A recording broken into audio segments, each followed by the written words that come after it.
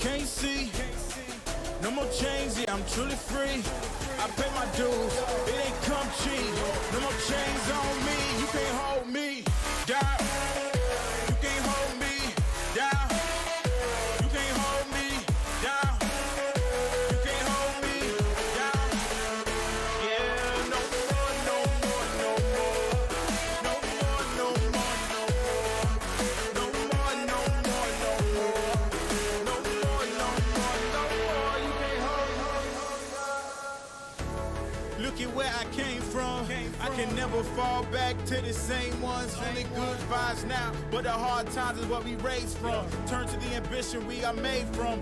We don't run, we don't fall, we don't stop, we don't fail. We take all our doubts, the dark clouds, and we still prevail. Raise a fist to the sky, a solution's there. And we stand for the dreamers, a revolution's here. You cannot stop us. You cannot stop us. There's nothing you can do now. Just watch. There's nothing you can do now. Just watch. It's a revolution. It's a revolution. Yeah. You cannot stop us. There's nothing you can do now. A revolution.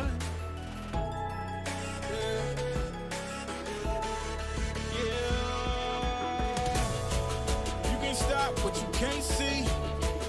No more chains, yeah, I'm truly free. I pay my dues, it ain't come cheap. No more chains on me, you can't hold me down. You can't hold me down. You won't hold us down. You can't hold us down. Yeah, no more, no more, no more. No more, no more, no more.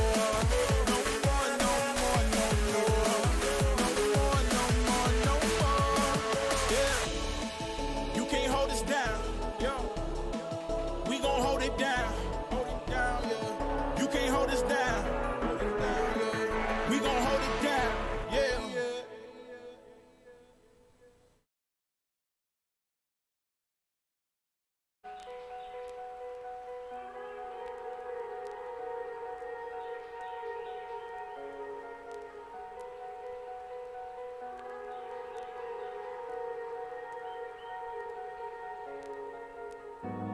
Felt like I was stuck in chains. All this time with you, I took the pain. Knew that it was wrong to stay. So I told myself I'd walk away. I think I'm ready now, ready now, ready now. And I'm so over you dragging me down. Just wanna let it out, let it out, let it out. Feel so free, gonna shout it out loud. Without you, I'm limitless. There's nothing that you could do to break my spirit or shatter the silence. Oh, I'm telling you that I Gaming Morning Show.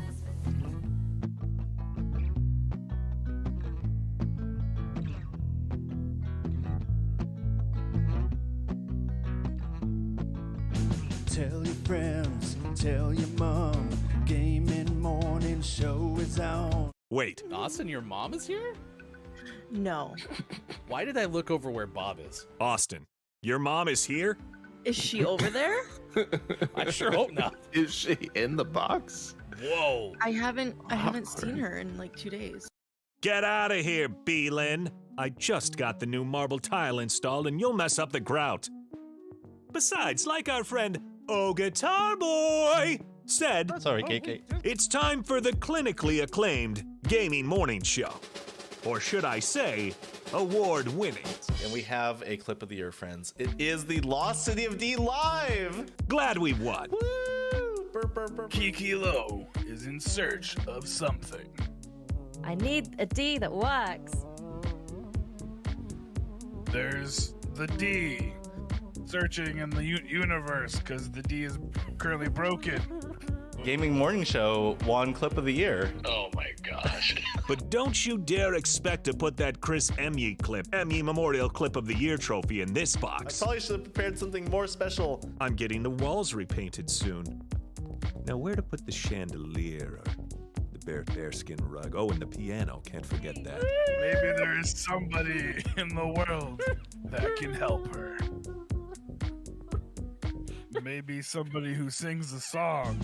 6 to 9 a.m. Pacific. If you wanna get specific, I couldn't imagine any other place to go than to start the day with the Gaming Morning Show.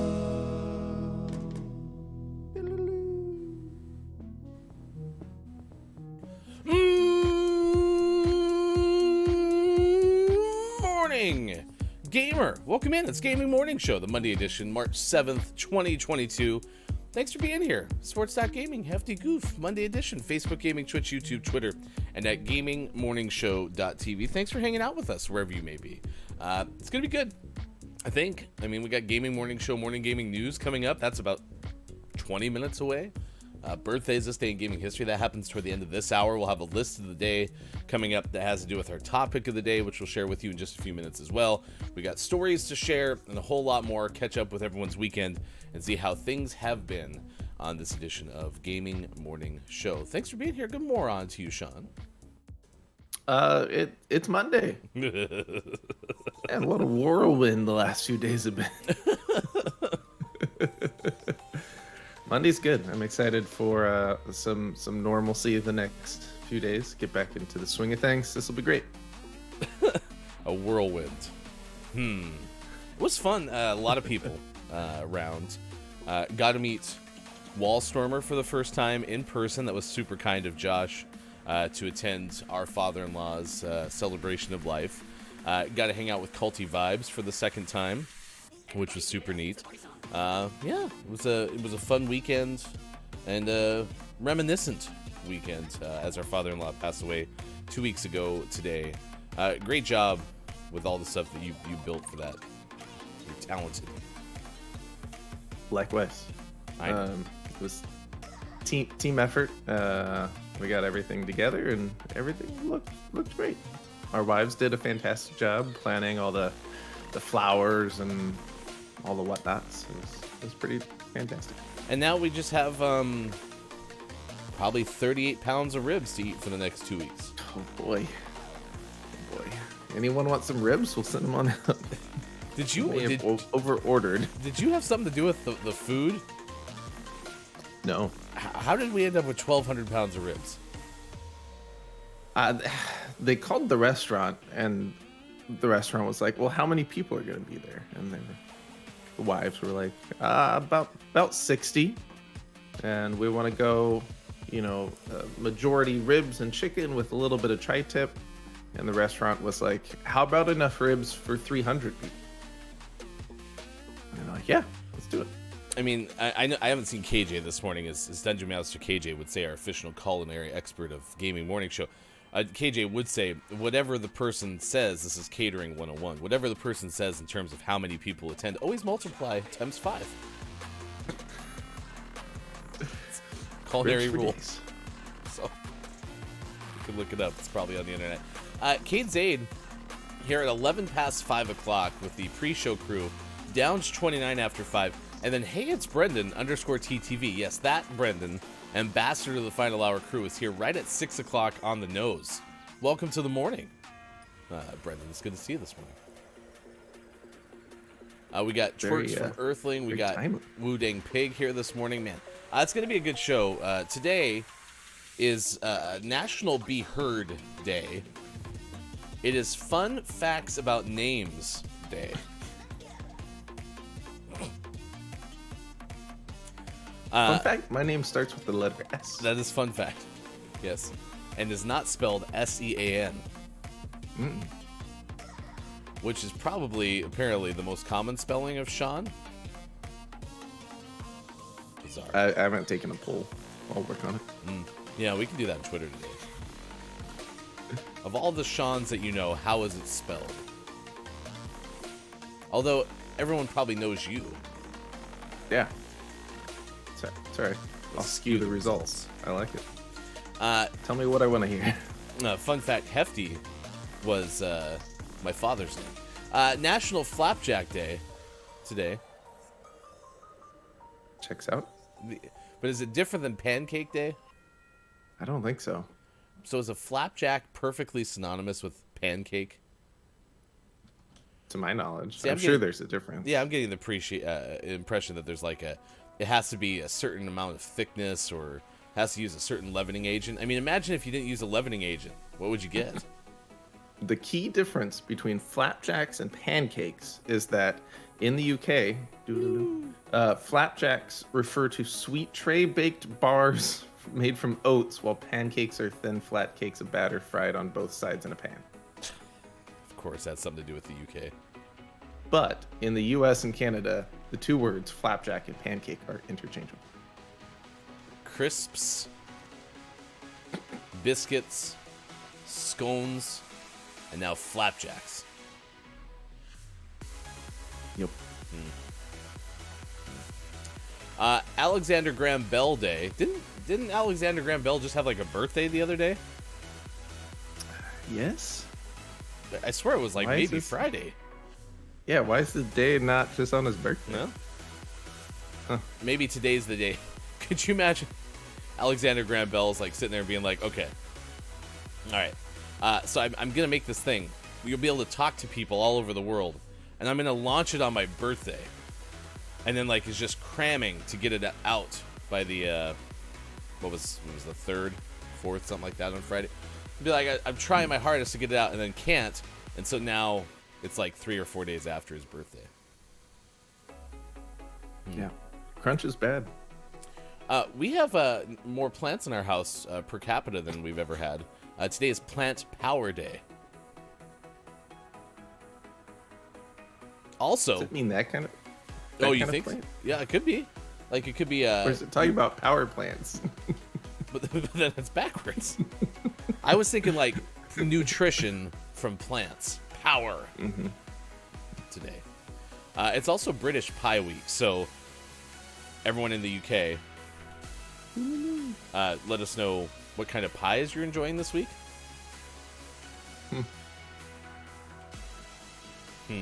Or is British pie a type of pie, like a variety? Oh, I don't know. Could be. I'm gonna learn something else about British food today. It's not just gonna be not flapjacks, but more.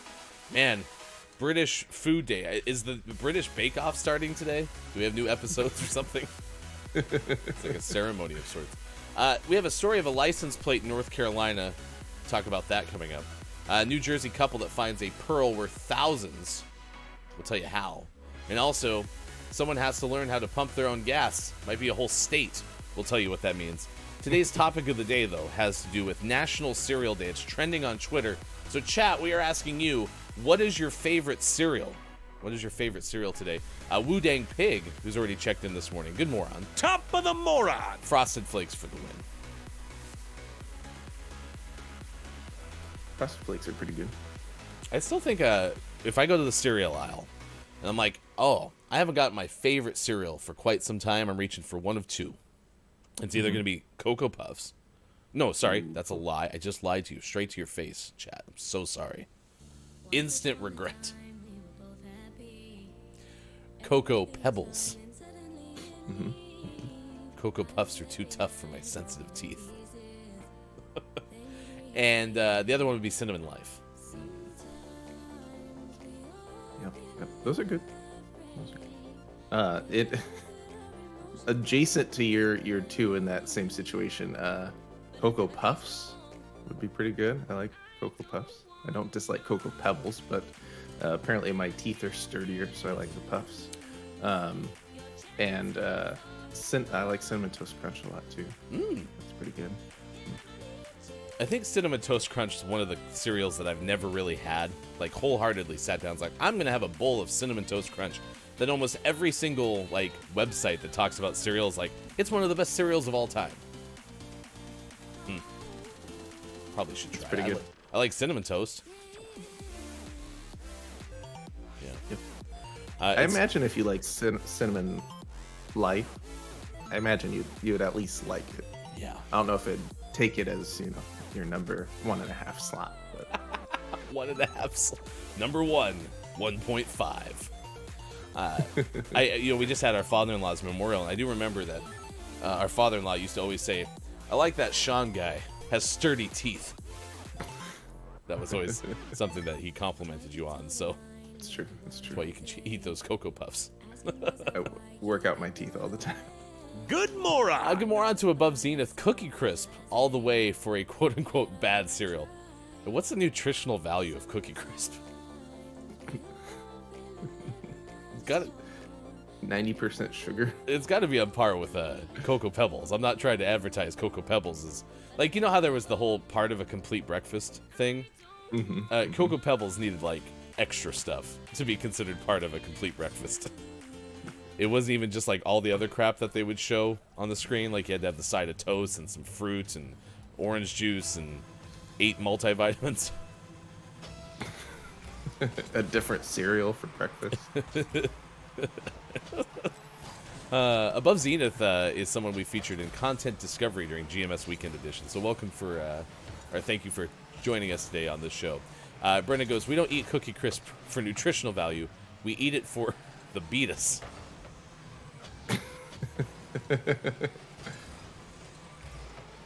you make it sound, Brendan, like they came up with a way to try to make diabetes hip or something like that. I don't think that's something we should have done. We've made a terrible mistake. Yeah. Like Instagram is known as the gram, right? Now you're trying to do diabetes as the beatus. Who was that guy with the mustache who used to talk about diabetes? Wasn't that Walter Brimley, maybe? Might have been.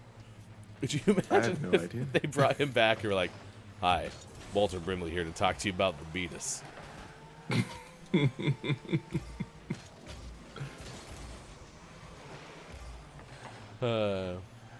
Apparently we're doing a PR campaign, so let us know if you've never been here for one of these great debates. A crepe is not a pancake. Because today is Flapjack Day, so we're sitting here talking about leavening agents and all this stuff. Allegedly, Brendan thinks that we're doing a PR campaign. We're backtracking on our stance that crepes are not pancakes. I don't recall softening on that stance. Have you? No. No, I have not. Damage control. We don't need damage control. We have a firm stance. I mean, listen. Name one other show on the internet that has an expert in the field. I am your pancake expert. Do we need to show you our Bob's PhD in pancake expertise?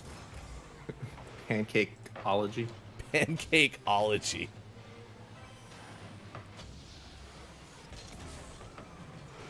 Wilford Brimley, diabetes.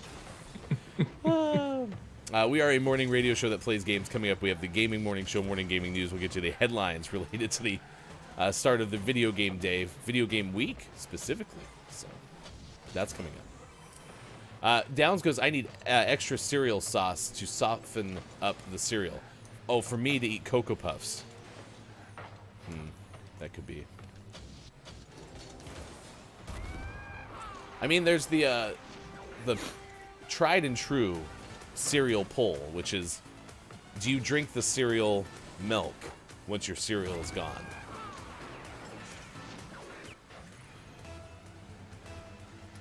I think we all know Ryan's answer. I don't need the cereal sauce. It's chunky and gross. You know, that came up again this weekend. I had to talk about this yet again with our family. Specifically the milk? Or? We specifically got into cereal sauce. Yes. Because they were... In fact, it even got to the point where it was almost like most of our family watched Friday's show, where we were sitting there talking about like the nuances between spreads and dips. If that makes any sense at all. Like we were talking about butter being a spread as opposed to a dip, because I don't tend to like dips either. But like spreads are fine. Like I like jams and jellies and all that stuff. It's almost like when people hear just one of your food takes, they need clarification. Because they're so unusual. Because they are so easy to wrap their head around.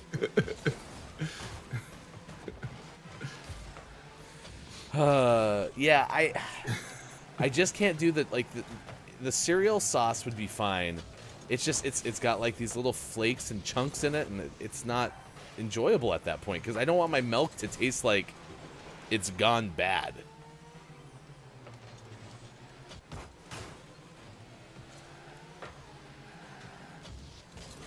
Like if I wanted chunky milk, I'd be like, I'll try this 3 months after I bought it.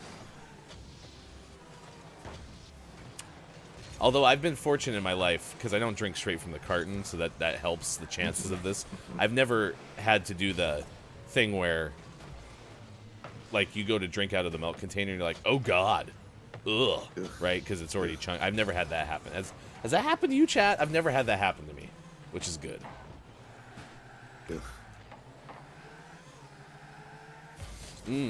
Above Zenith says, just add watered pancake mix and you have crepes, right? Right? No, that is the recipe for not good crepes.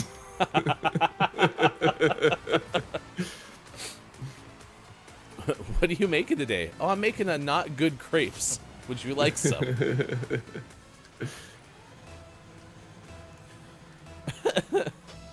Down says, last week crepes were pancakes. According to one anonymous website. And they don't even know what they're talking about. We have the pancake expert, Downs.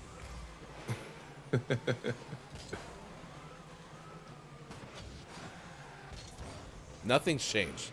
You may think it changed. Nothing's changed.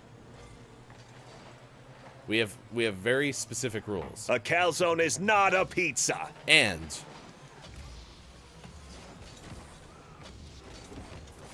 plus, I think I remember we got into like the sandwich thing, the hot dog sandwich thing. Didn't we figure out that a s'more is a sandwich and so is a hot dog? Or was a hot dog a taco? Oh, it was because of the hinges. We finally found somebody who had like a look to like all the hinges available. The way that you cut the sandwich is the important part. The hinge is key. That is true. I think that's what it was. Still like the idea of a hot dog being a taco.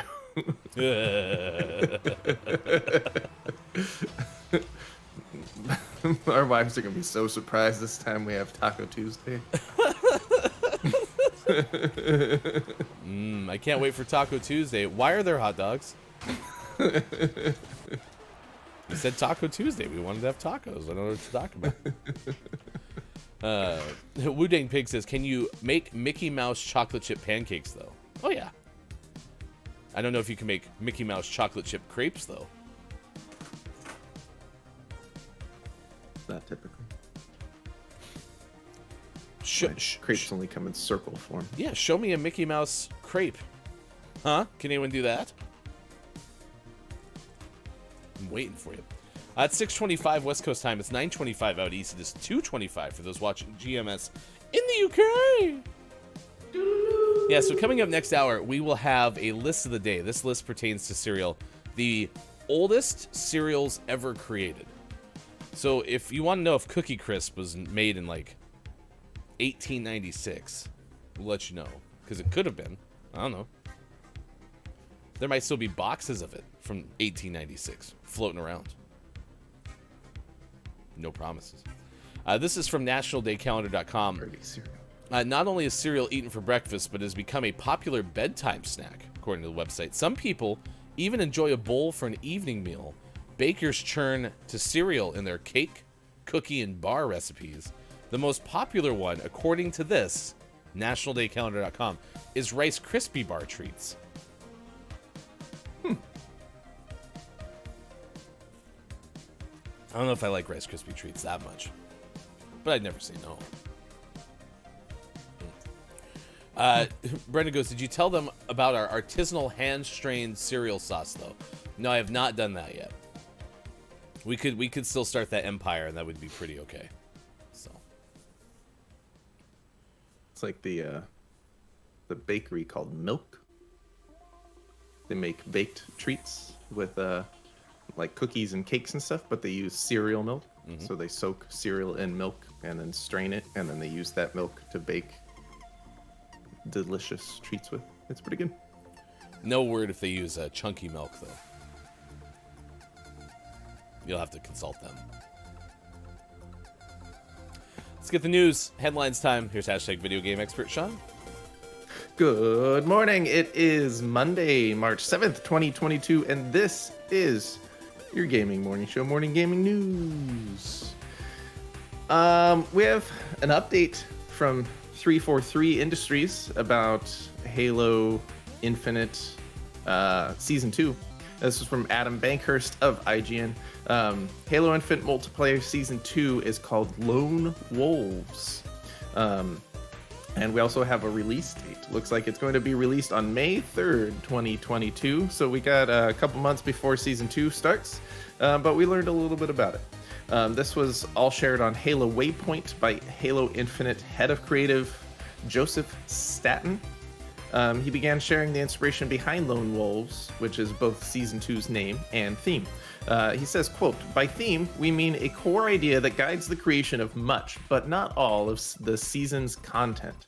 Lone Wolf Spartans are hunters, trackers. They're resourceful improvisers operating deep in enemy territory without resupply or support. They're fierce, rugged, and prefer to work alone, but they're still loyal to the Spartan pack." Sounds pretty cool. So you can check out some Halo Infinite Season 2 Lone Wolves starting on May 3rd, 2022. Did they get all the hacker problems fixed? Who knows? Inconclusive. Probably not. Yeah, no update, at least from me, in terms of issues with the game, but maybe Season 2 will be fantastic. I'm probably not going to play it, though. It doesn't run on my PlayStation 5. In our next news story, speaking of PlayStation 5 and Xbox Series X and Xbox Series S, you can now transfer Grand Theft Auto 5 story progress to those systems, and new graphics mode has been revealed. The next-gen versions of these games launch on March. They march on launch 15th and launch on March 15th. Those looking forward to making the upgrade can get a head start today by transferring their story progress as well as their GTA Online character and progression data. And in the link we provided, there's a guide on how to do it. And then you'll be all set for March 15th to play on current gen consoles. It'll be fantastic. PlayStation players can download and keep the game for free for the first 3 months after launch. So if you want to check out GTA 5 on your PlayStation 5, you can do so when it comes out. And then, as promised, Rockstar previously revealed the features and enhancements available in the new versions of Grand Theft Auto 5 and Grand Theft Auto Online. But today it is they unveiled the 3 graphics settings. There's Fidelity Mode, which is a native 4K resolution with ray tracing at 30 frames per second. Upscaled 4K resolution with 30 frames per second on the Series S. There's Performance Mode, which locks in 60 frames per second with an upscaled 4K resolution on the Series S. That's a 1080p with 60 frames per second. And there's Performance RT Mode, which is an upscaled 4K resolution with ray tracing and 60 frames per second. Available on the PlayStation 5 and the Xbox Series X. Oh, man. But no matter which mode you choose, the next-gen versions of GTA 5 and GTA Online include the following improvements, including faster loading times, increased population and traffic variety, increased vegetation density. Thank goodness. Improved lighting quality across shadows, improved anti-aliasing, motion blur, improved explosions, fires, and vegetation density. Tempest 3D positional audio, spatial sound, PS5 DualSense haptic feedback, and increased vegetation density. Thank you, Rockstar. Are the plants thicker, though? That's all I want to know. Oh, the plants are real thick. Dense. In our last news story of the day, some Nintendo Switch news. The Nintendo Switch Online mobile app finally lets you see which of your friends are online. Nintendo's just still trying to chip away at figuring out how the internet works. Ryan Dinsdale of IGN shares this story with us. This is a 2.0 update for the Nintendo Switch Online mobile app. The app can now be used to see which friends are playing games. You can change your online status and view your own friend code. Previously, these features were only available on the Switch itself. Oof. You can do it, Nintendo. We believe in you. Oh, Is this one of those things where they've just been doing it so long that they just don't get how to do the new stuff? Like, is this like showing, people who didn't have the internet growing up how to use the internet? kind of, or it's like Nintendo likes to do things in a very unique way, and it's like they try and try. They're like, we're gonna do the internet, but in the Nintendo way, and they try things, and everyone's like, no, that's not how we want to use the internet.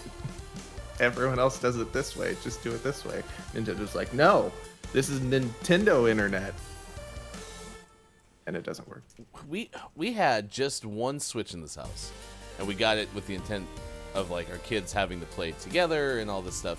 And then for one Christmas, one of our kids got a Nintendo Switch Lite, so now they both have it. So we have 3 of these Switches in this house, and I'm trying to get a damn download from the original Switch and let my daughter play it on her profile on her Switch Lite, and it is like I have to take the SATs again.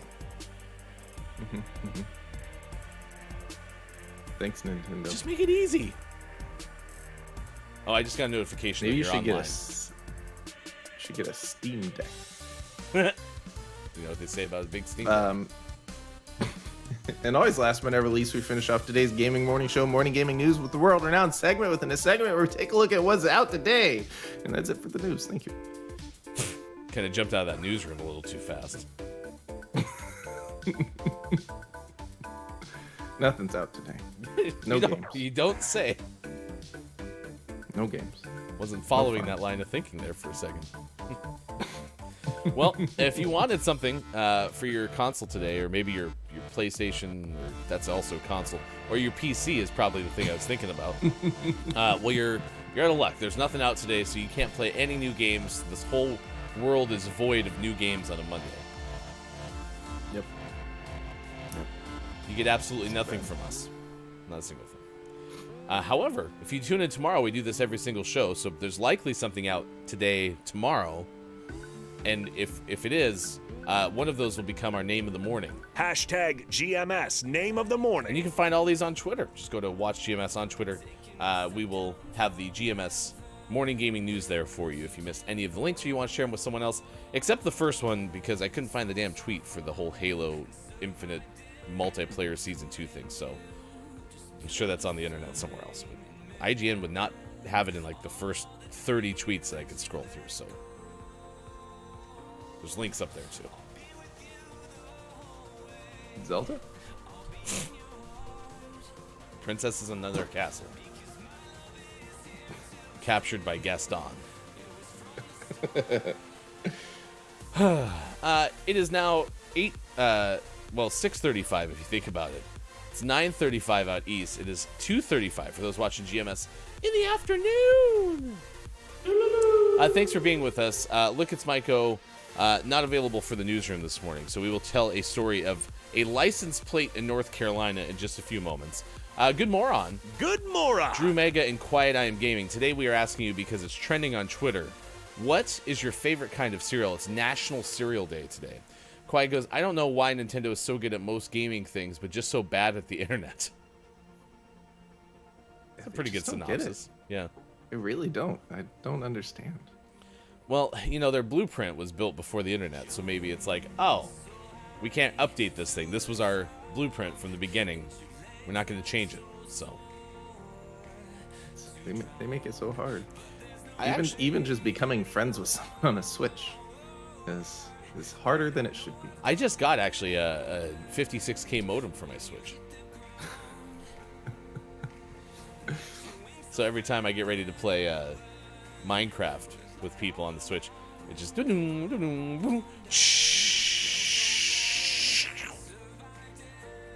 you've got mail.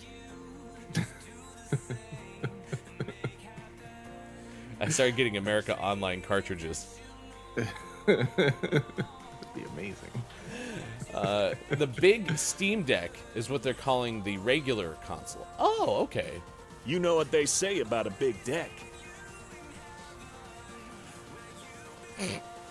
We actually sat on your big deck all weekend. It was pretty fun. Yeah, there were lots of people out on my big deck. Malika asks, cereal with milk or no milk? And if with milk, do you put the milk first or the cereal first? With milk, and I put cereal first.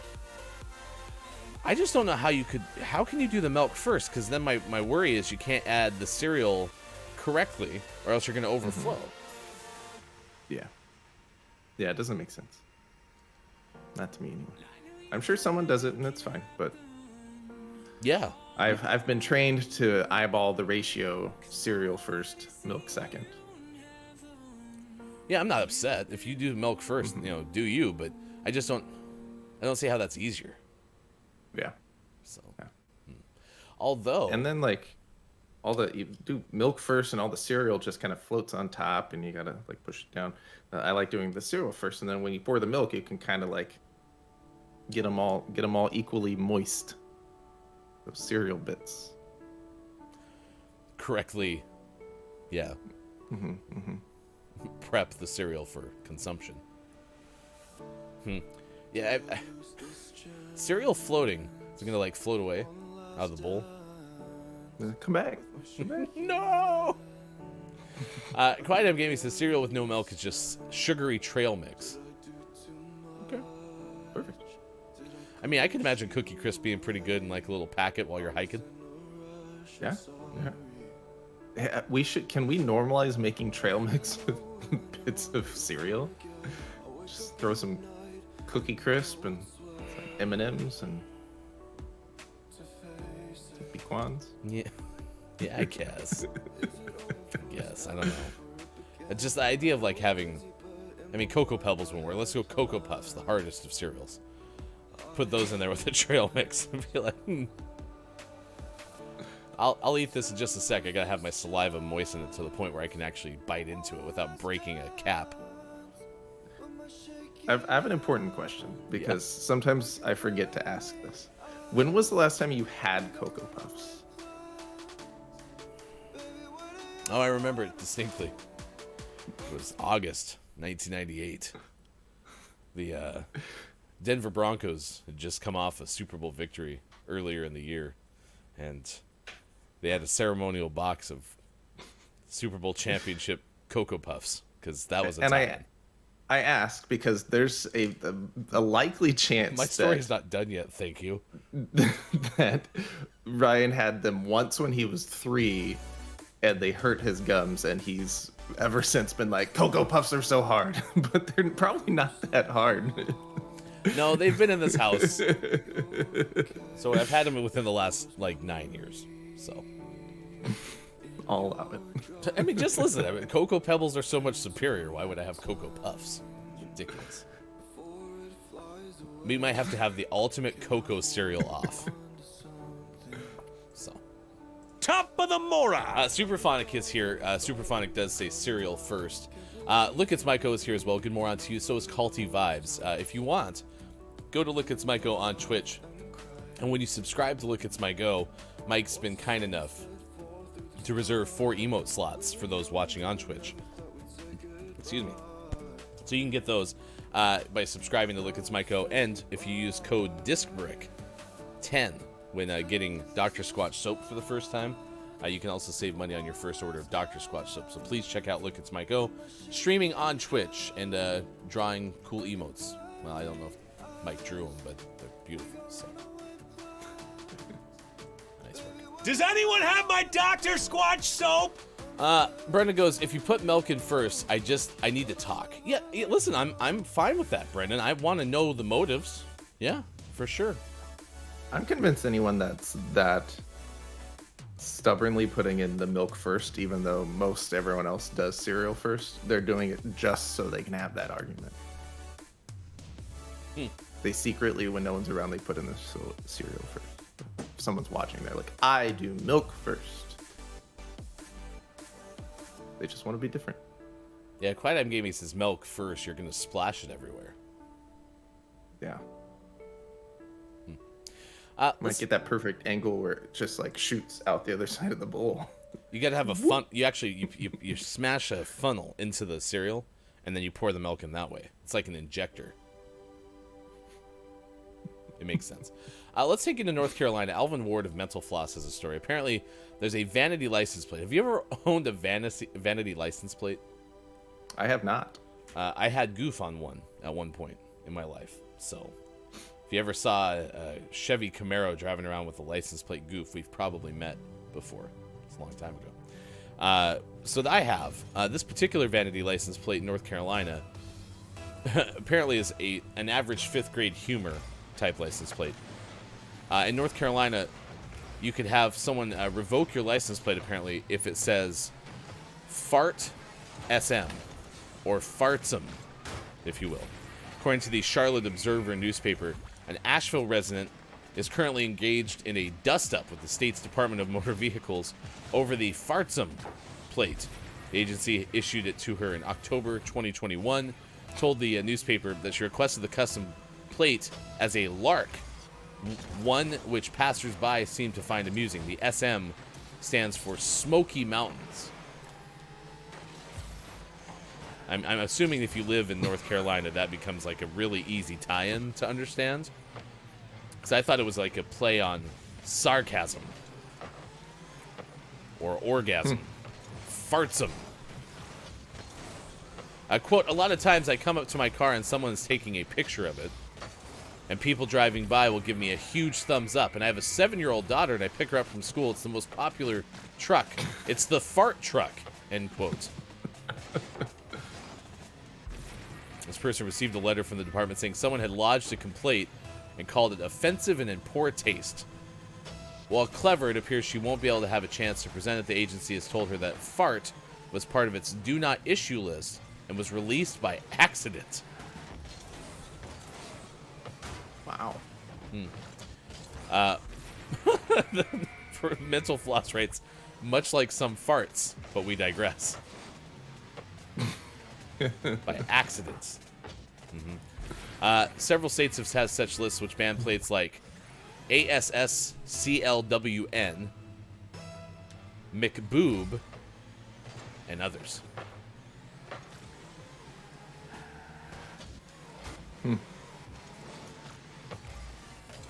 Can you get MCB00B? Probably not.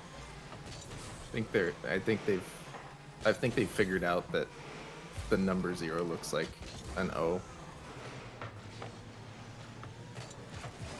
They're just sitting there having their, daily license plate meeting, and someone's like, I couldn't help but notice. Did you kind of see how the O could be replaced by a 0? You get a raise.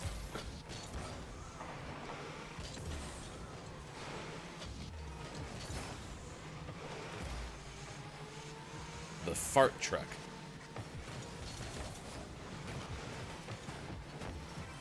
I kind of want to know the origin story more than anything. Right? Like, what possessed that person to go into the DMV the first time and be like, I want my license plate to say fart.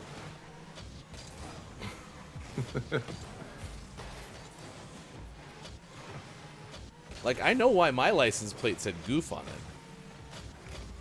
Yeah, that checks out.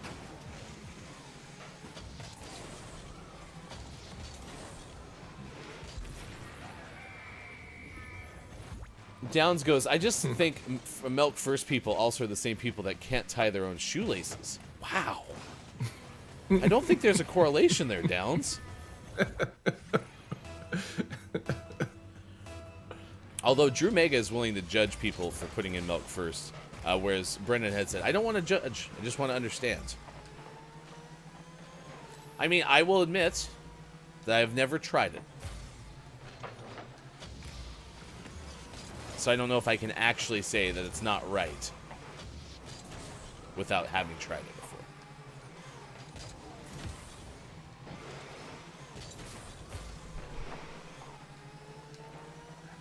Quiet said Fart Sam and Jet Sam. Should I know what that means? I don't know if you should, but I don't.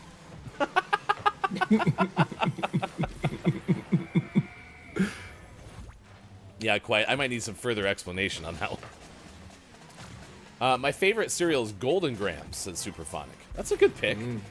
That's a good. I don't know how I would like the taste of, like, graham crackers and milk, though. Well, they don't taste just like graham crackers. They taste like a graham cracker cereal. That was just doused in sugar. Do you put sugar on top of cereals that are supposed to be healthier, like Wheaties or something?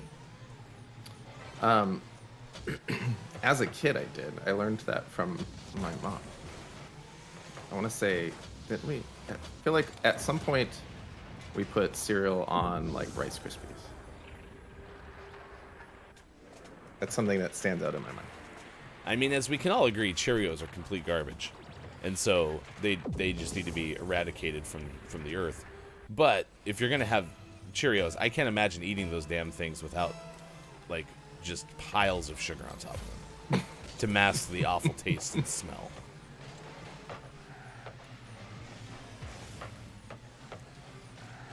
There are two food smells in my life that, like, almost instantly make me barf. The one that is worse is corn nuts. Have you ever had corn nuts? Sure have. Do you mind the smell of those, or are they fine? They're fine. Ugh. Brutal.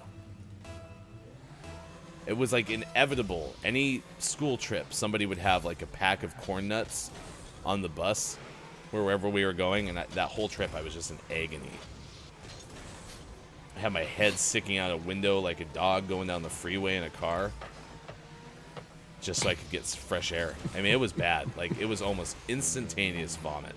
And then the next worst smell, food-wise, is Cheerios.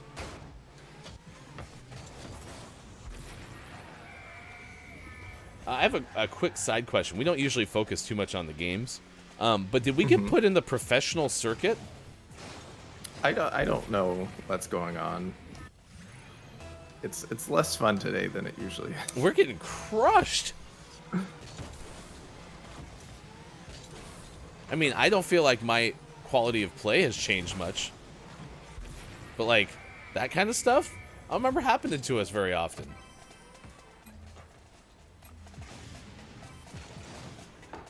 That's perfect. They're cracked. I don't know. Okay. I think I might just play goalie for the rest of the day. Well, I'm just thinking that you must have ranked up or something. Well, I'm not the party leader. That wouldn't change anything. Oh, dang it. Can't blame me. Maybe Creative Mindframe was playing on my PlayStation this weekend. I didn't know it. Could be. If you haven't already, check out our YouTube channel, youtube.com/gamingmorningshow. We have a YouTube exclusive, Horizon Forbidden West. It's a Let's Play series from GMS Plays. Check it out, episodes 1 through 4, available to watch now. This game released last month, so a chance for you to watch it and get a good feel for this outstanding PlayStation 5 game. That is at youtube.com/gamingmorningshow. And we were on hiatus last week with everything going on, but we're making a return tomorrow. So episode 5 will be released noon Pacific at youtube.com/gamingmorningshow. Check it out. Horizon Forbidden West with GMS Plays. We lost. Did we? It was close. I didn't see the final score. That's still like my favorite Simpsons bit was they're going into witness protection and Homer's like, I want to be John Elway. And then he has like this flash forward or flashback where he's lined up behind center and goes into the end zone and scores a touchdown. And he goes, and with the beautiful comeback magic of one John Elway, the final score of Super Bowl 25, Denver 7, San Francisco 55. Which is exactly how we lost Super Bowls back in the day. I did, however, see a very good meme which shows that ever since the episode in which Homer wanted to own the Dallas Cowboys, but instead he was gifted from his like brother or something who was part of like underground syndicate of, something or other. Anyway, long story short, he ends up getting the Denver Broncos. And Marge Simpson's like, why wouldn't you want the Denver Broncos? And he goes, oh, Marge, you don't understand football. Well, since that episode aired, the Broncos have won 3 Super Bowls, and the Cowboys have not been back to the Super Bowl. Nice. The Simpsons predicted the future yet again. They do that a lot.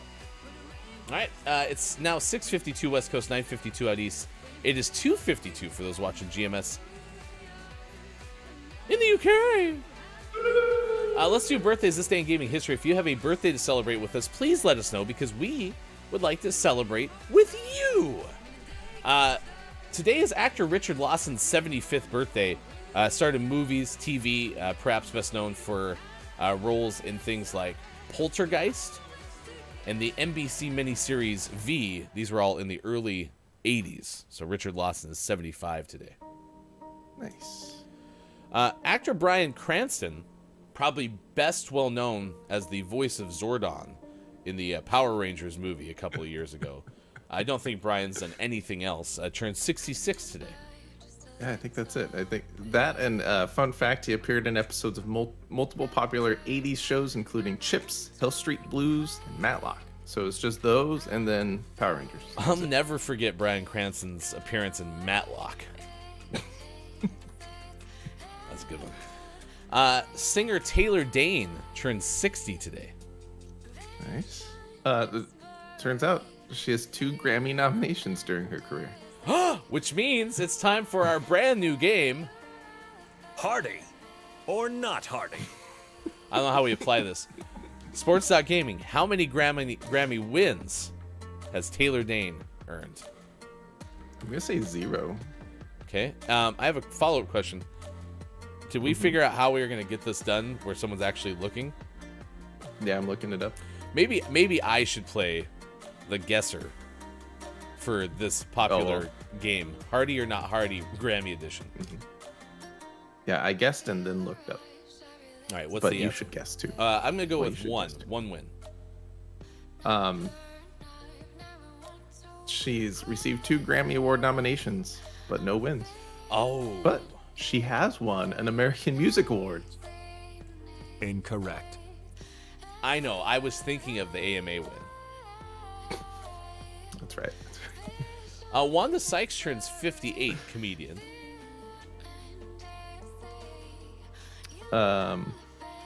She will be one of the hosts for this year's Academy Awards. Will Taylor Dayne win an Academy Award this year? Find out. Wanda Sykes hosts. Today, Rachel Weisz, W-E-I-S-Z, Weisz, turns 52.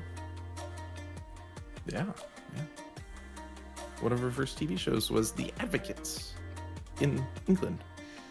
Ooh. Okay, so Peter Sarsgaard is 51 today, an actor. Eric, isn't that his son's name? Brother, maybe? I always forget. So I didn't realize this family was such a Hollywood family. So I'm gonna look this up. It doesn't say. That's not helpful. Thanks. Why isn't it in here?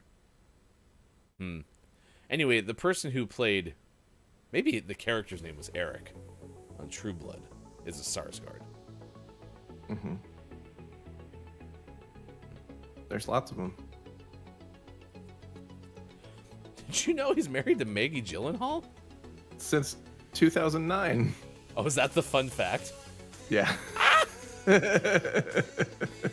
Well, I'm going through the Wikipedia page and it shows spouse and then it goes relatives. Jake Gyllenhaal. Brother-in-law. So you don't have a Skarsgård family tree we could peruse? Downs. Downs, if not, could you build a diagram, please? That'd be great. Jenna Fischer, actress, is 48 today.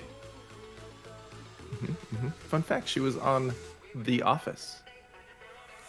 I heard that, isn't Jenna Fischer one of the people doing the rewatch The Office and do a podcast thing? That sounds right, but can't officially confirm. Because I saw some of the Always Sunny in Philadelphia folks doing that too. It's a good method. I mean, I'm sure if you're a big fan of a show, like that's got to be a fun way to like relive it. Yeah, for sure. Which provides us an opportunity to share with you. Coming up in September, GMS rewatches old episodes of Gaming Morning Show, and then we react to all the things that happened. That'd probably be fun.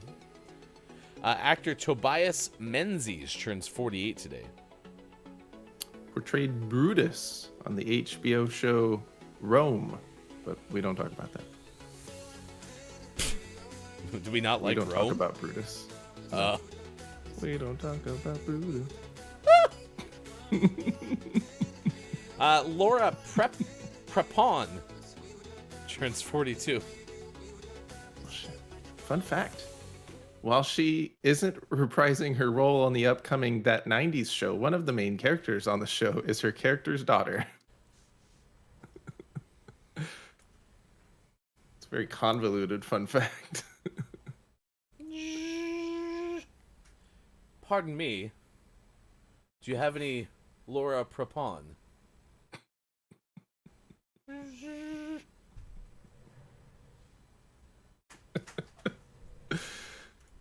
Fun fact, Laura's uncle or something is gray.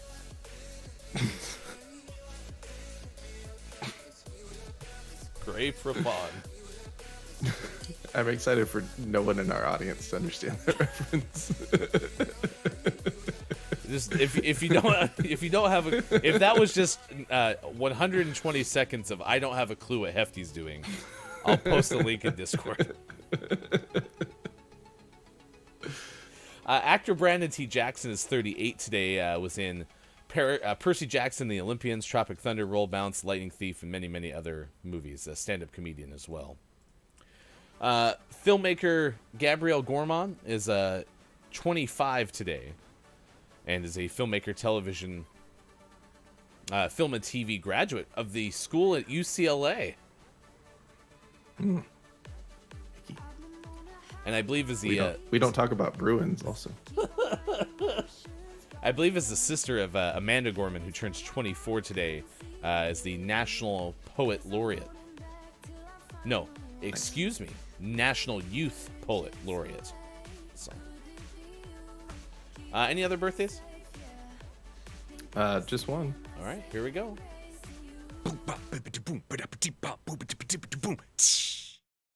We've got a drummer birthday.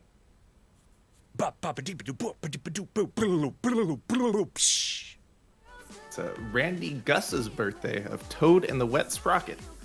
He is 55. I actually read that as Toad the Wet Sprocket.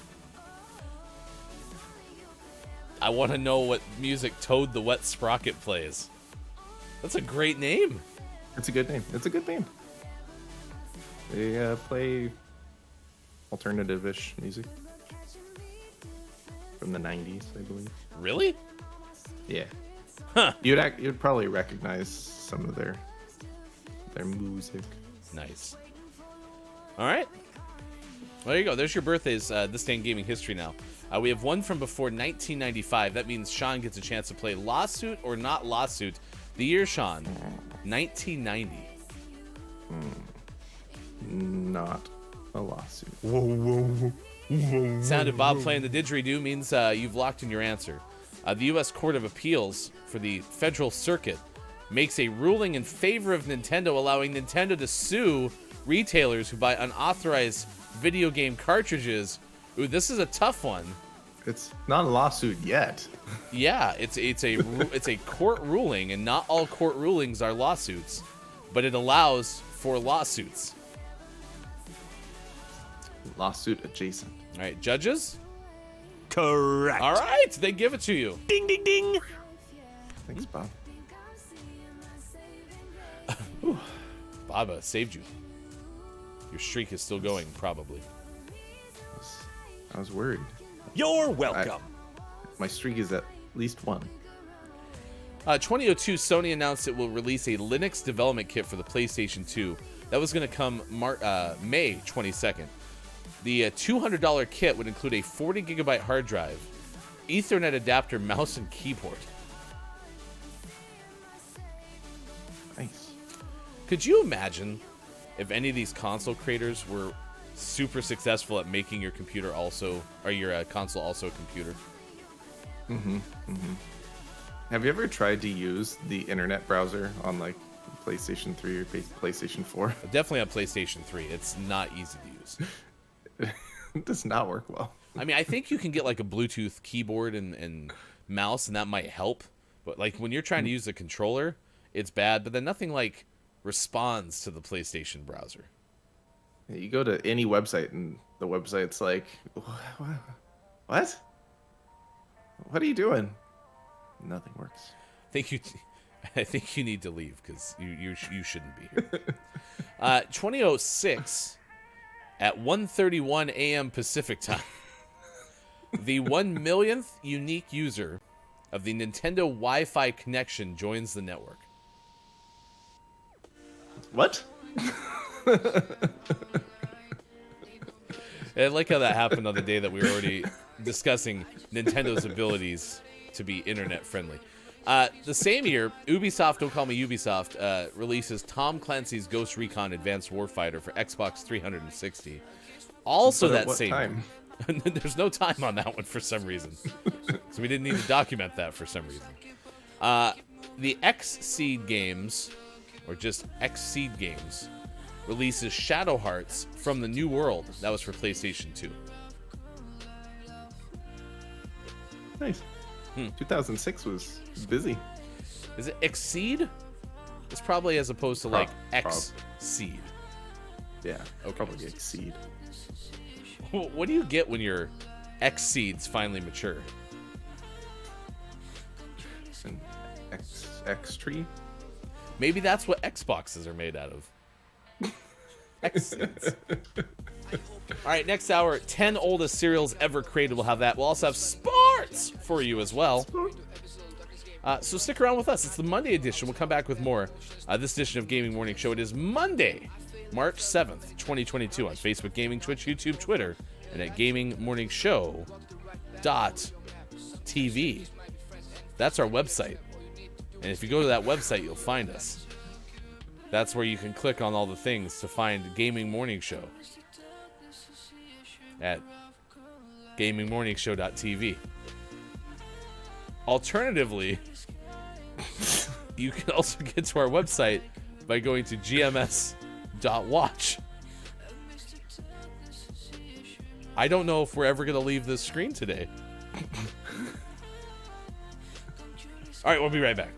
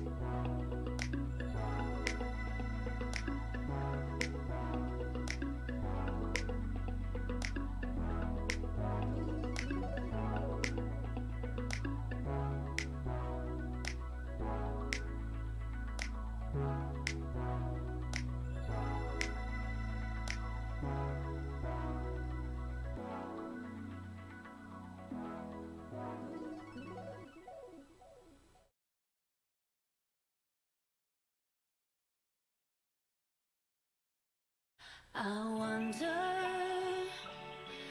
if love grows when nobody knows other love. I wonder if love knows that I've been waiting for a gentle kiss and the gentle way it is.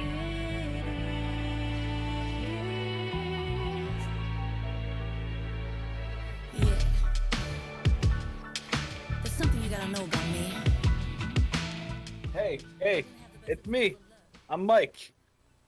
Ladies and gentlemen, for the first time anywhere, by things, it's Ryan, Hefty Goof, Sean, Look It's Mike. No, Sean is Sports.Gaming, and I am Look It's Mike O.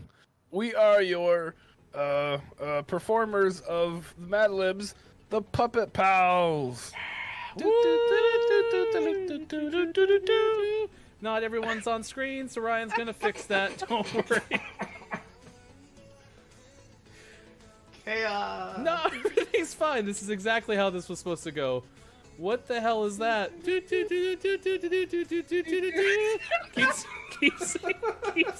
the song. Keep singing the song. What is that? Keep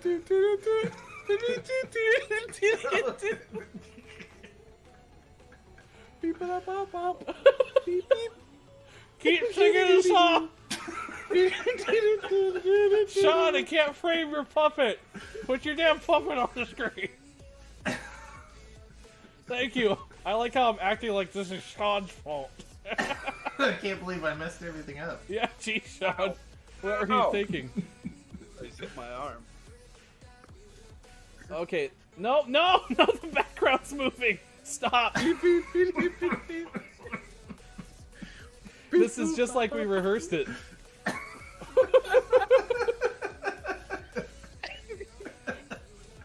Yeah, we did it, chat. Woo! We're all on the screen together. Keep singing the song. Why is the song stopping so? All right. Bother.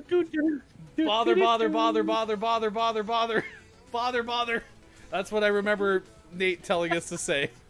All right, you ready? No one else can see the damn Mad Lib except me. Oh no, this is problematic too. Uh-oh. Oh no.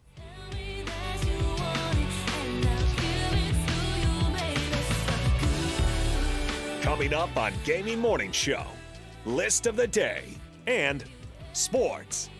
Find GMS on Facebook Gaming, Twitch, YouTube, and GamingMorningshow.tv.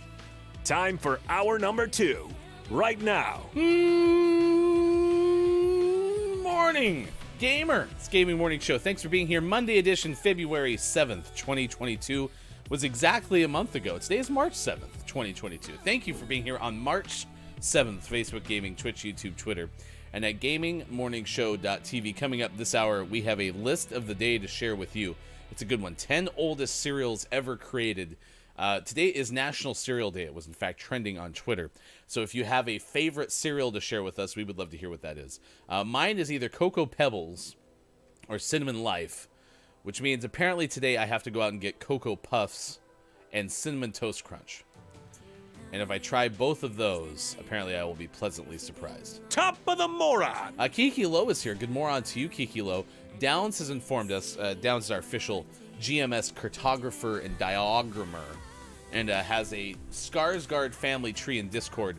There was also apparently one from Quiet Time Gaming or Kalaf, one of the two. That might actually be the actual family tree, which not to say the Downs isn't, perhaps, but just in case. You know, there's a variety of options for you in our Discord. If you've never been in there before, it's not bad. Go to gamingmorningshow.tv/where-to-find-GMS to get the link. Also, we are told by Quiet Time Gaming, flotsam and jetsam are both terms for debris and water. And the story of the license plate made me think of it. Yeah, last hour we told you about fartsam, which is a license plate, a vanity license plate in North Carolina that the person's no longer going to be able to keep because Mental Floss reports that apparently, it's on like the banned list now. Okay, so that is the case out of the story that we shared with you last hour. Coming up this hour, we'll tell you a story of a New Jersey couple who found a pearl worth thousands during dinner. So we have that coming up as well. Thank you for being here. This weekend was, as I think anything involving a death in the family was bittersweet. There was a lot of people that were there to celebrate the life of my father-in-law. I hadn't been to a funeral since I was probably 6. Like, if I've been to another memorial service, I honestly don't remember it. But what I do remember is when I went to my great-grandmother's funeral when I was 6, I just had a really not fun time. And I realized, like, funerals are not supposed to be designed to be fun, per se. But, like, it was a very negative experience for me. But again, I was 6. And for some reason, I don't remember a ton about my childhood. But I remember a lot about that day. Like, I still can see, like, pictures in my head, memories of that day. So I did not have a positive time at the last funeral I went to prior to Saturdays. Saturdays was good, though. And Sean built a slideshow of memories about our father-in-law and worked on it a lot the last couple days of the week, a week ago. And I bring that up because I happened to check in a couple times on Sean, be like, hey, you doing all right? Do you need anything? Those kind of things. And I walked in at one point and saw him going through a file that said voicemail. And I was like, oh no. He's going to bring in our father-in-law's voice to the slideshow. And I'm like, that's going to be sad. What we didn't expect was, well, no one else knew that he was probably going to do that. But even if they did, no one expected it to be at the very end.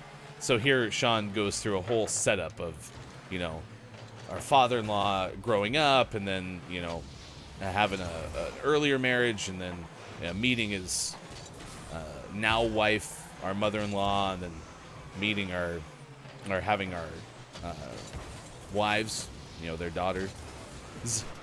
And all that stuff was really touching and really good. And then at the very end, plays this voicemail. And the interesting thing about our father-in-law was every voicemail that he left was often very much the same. And so no matter, who got that phone call, it likely sounded very similar. And so that was a tough day, tough moment. Also, we had gone to an Andrea Bocelli concert. We did that at the very early part of November last year. It was kind of like last second, let's all get together and do this because, your dad always liked, Andrea Bocelli, so maybe it would be really fun. And, he was dealing with a memory disease. And so it's like, maybe there'll be like a way to spark some memories or something like that. Anyway, so that was probably the most recent memory I had of my father-in-law. And so we played an Andrea Bocelli song with the video on the screen. And it had his son in it and pictures of him and his son when the son was little. And here I am holding my 2 kids during a funeral for my dad-in-law. So yeah, there was definitely some tears shed by yours truly, which is not terribly unexpected. I'm a pretty emotional person. So anyway, that's kind of what we had this weekend. Sean did a great job with that. We got to see people who we haven't seen for a while. We have 487,000 pounds of ribs. So we have that going on. Yeah, so that's kind of what this weekend entailed. Quiet goes, I really want to have my funeral be a huge party. Yeah, I think the biggest thing that I've learned through this experience, and I don't know what y'all have in terms of, connections to parents still, or family, right? But the sooner that you can figure out what the heck people want and be able to, implement that if they truly want that, probably the better, because it's hard to get stuff like this together. And I think, my wife's family did a pretty good job, all things considered. So super fun. I'm fortunate. I've only been to one funeral of a friend, Yeah, and I've never been to a friend's funeral, and there's elements of that can be just as tough, if not tougher, than family members. Again, circumstantial. Everyone's experiences are different, but I'm really close to certain friends in my life, so I could not imagine what a friend's funeral could be like. Super and Woo are reconnecting. And there's a poker stream. I haven't played poker in forever either. I used to play poker quite a bit when poker kind of had its online surge. So it was probably in the middle part of the 2000s. Texas Hold'em really became very mainstream, and the World Series of Poker was, it's always been broadcast on ESPN in the United States. So there's always been poker on TV. But all these online poker companies were starting to pop up, and so it became a really big business. And I started playing poker, and we would have home games and stuff like that. And what I learned about my experience with poker is I have a really tough attention span for poker, and so it would often occur where I'd get down to the final 3 or 2 at a home game, and we'd be playing for 2 hours, 3 hours, and by then my attention span was so shot because I've had to concentrate on this one thing for that long. It's not intuitive to my brain, and so I would just finally look at the other person and be like, "Is there any way we can just split and call it a day?" And then sometimes they'd say yes, and sometimes they'd be like no, and then I'd just eventually do something stupid because I was tired of playing. But conceptually, I think poker's fun. It's fun to get together with people. So, but we played a lot of cards and board games. Chrissy Icky was over yesterday, so we got a chance to play some cards and Catan. We played Settlers of Catan for the first time in forever with Chrissy Icky and Mr. Chrissy Icky. So that was super fun.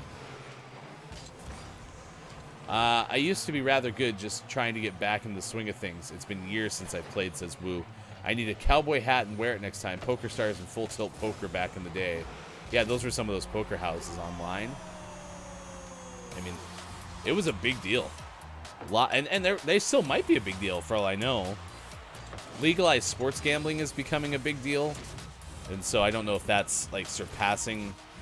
And I don't know, maybe a lot of those poker places online got shut down too. I remember there was always keywords too. If you went to whatever.net, it was the free version that was legal in lots of places, and then if you went to the .com, it was the one where you could actually bet with real money.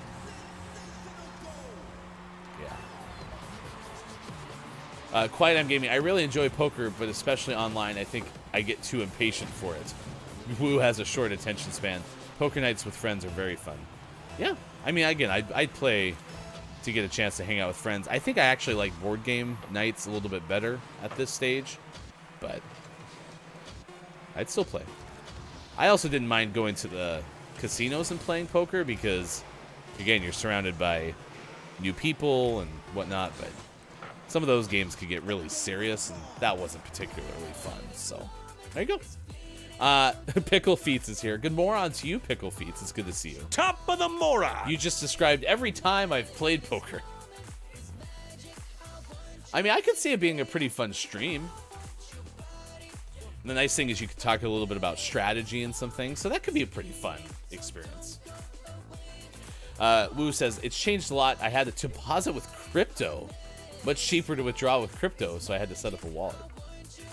That's true, transaction fees and all that stuff. And it's been a while. It's been a minute. Yeah, long time ago. All right, 7:25 West Coast is 10:25 out east. It is 3:25 now for those watching GMS in the UK. Thanks above Zenith again for the follow this morning on Twitch. And if you haven't already, if you can go to our Facebook page and give this live stream a reaction, whether you're doing the thumbs up or the heart or whatever the case may be, those are always well received. So thank you for everyone who's hanging out with us this morning on this edition of Gaming Morning Show. We are a morning radio show that plays games Monday through Friday, 6 to 9 a.m. Pacific time on Facebook Gaming, Twitch, YouTube, Twitter, and at GamingMorningShow.tv. And coming up on Wednesday at 4:45 p.m. Pacific Time, it is GMS After Dark with Look It's Maiko. We have this once-a-week show Wednesday evenings, and usually Look It's Maiko is joined by a guest. They have some fun, do some interview-type stuff, maybe play a game. Find out more about that at GamingMorningShow.tv. Top of the moron. Good moron. To you, Scott Chick 360. It is good to see you. Appreciate you being here for this edition of the show. A warm welcome to our deputy cat petter, Scott Chick. Ooh. Scott Chick will be happy to know that we learned something about Sean's cat Arturo this weekend. So we'll share that with you here in just a second. We also have a story of a New Jersey couple that found a pearl worth thousands of dollars. Thousands of dollars. So we have that story coming up. Right now it's time for List of the Day. Today, National Cereal Day was trending. So we have a cereal list for you this morning.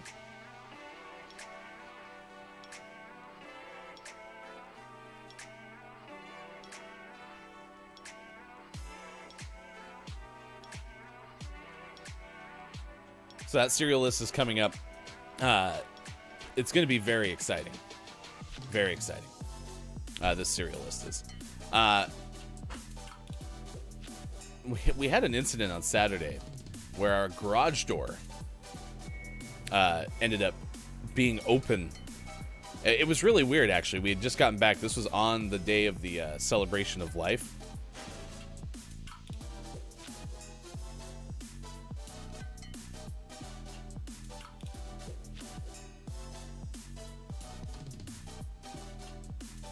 We went to bed. It was a long day. We were all hanging out at the house, at Sean's house on the big deck. Had food, beverages, all this stuff. And we get home. I'm just exhausted. The last 2 weeks were really like mentally taxing on my brain. A lot going on with changing professions and all this stuff, you know, in the day job. And so just a lot kind of thrown into one. I was really exhausted Saturday. So we get home and I immediately go to bed. And then I'm lying down, and a hefty wife shows up, and I go, "Did you shut the garage door?" And she goes, I don't know. And so I get up, and sure enough, we had left our garage door open for probably at least 20 minutes, and had I just fallen asleep, it would have been open all night. Which, sadly, I can tell you, is not the first time that that's ever happened. But I say that because it was really strange that I had like this inkling, like, did you shut the garage door? Because I didn't shut the garage door. And so sure enough, I'm happy I got up and checked that out. This is a list of 10 oldest cereals ever created. It's from oldest.org. I've never seen this website before. I get the impression that this website is one that specializes in, well, the oldest of something. So today, National Cereal Day is trending. So we're asking you, what is your favorite cereal? And to that end, let's share with you the oldest cereals that have ever existed.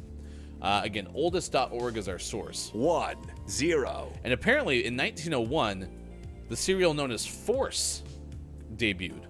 This is out of Buffalo, New York. It is apparently no longer available. It was whole wheat flakes that were toasted. So it kind of sounds a little bit like Wheaties or something like that. It was advertised with a mascot, a cartoon man named Sonny Jim. And Force was also well-liked like shredded wheat was at the time. Force actually became a staple in Britain, but it was no longer favored in the United States. And there were different jingles and things. The cereal was last manufactured by Nestle only in the UK back in 2013. 9. Kellogg's Corn Flakes. These are still available. Some sources say that Corn Flakes were available as late as, or as rather early as 1894. Corn Flakes are fine, but we talked about this in the first hour. It's one of those cereals that, like, even as like the sugar wears off or whatever, it needs to have sugar sprinkled on top. Like, Corn Flakes are fine, and I have probably at one point put too much sugar. You know, you kind of sprinkle it with a spoon. I probably have put too much sugar on top.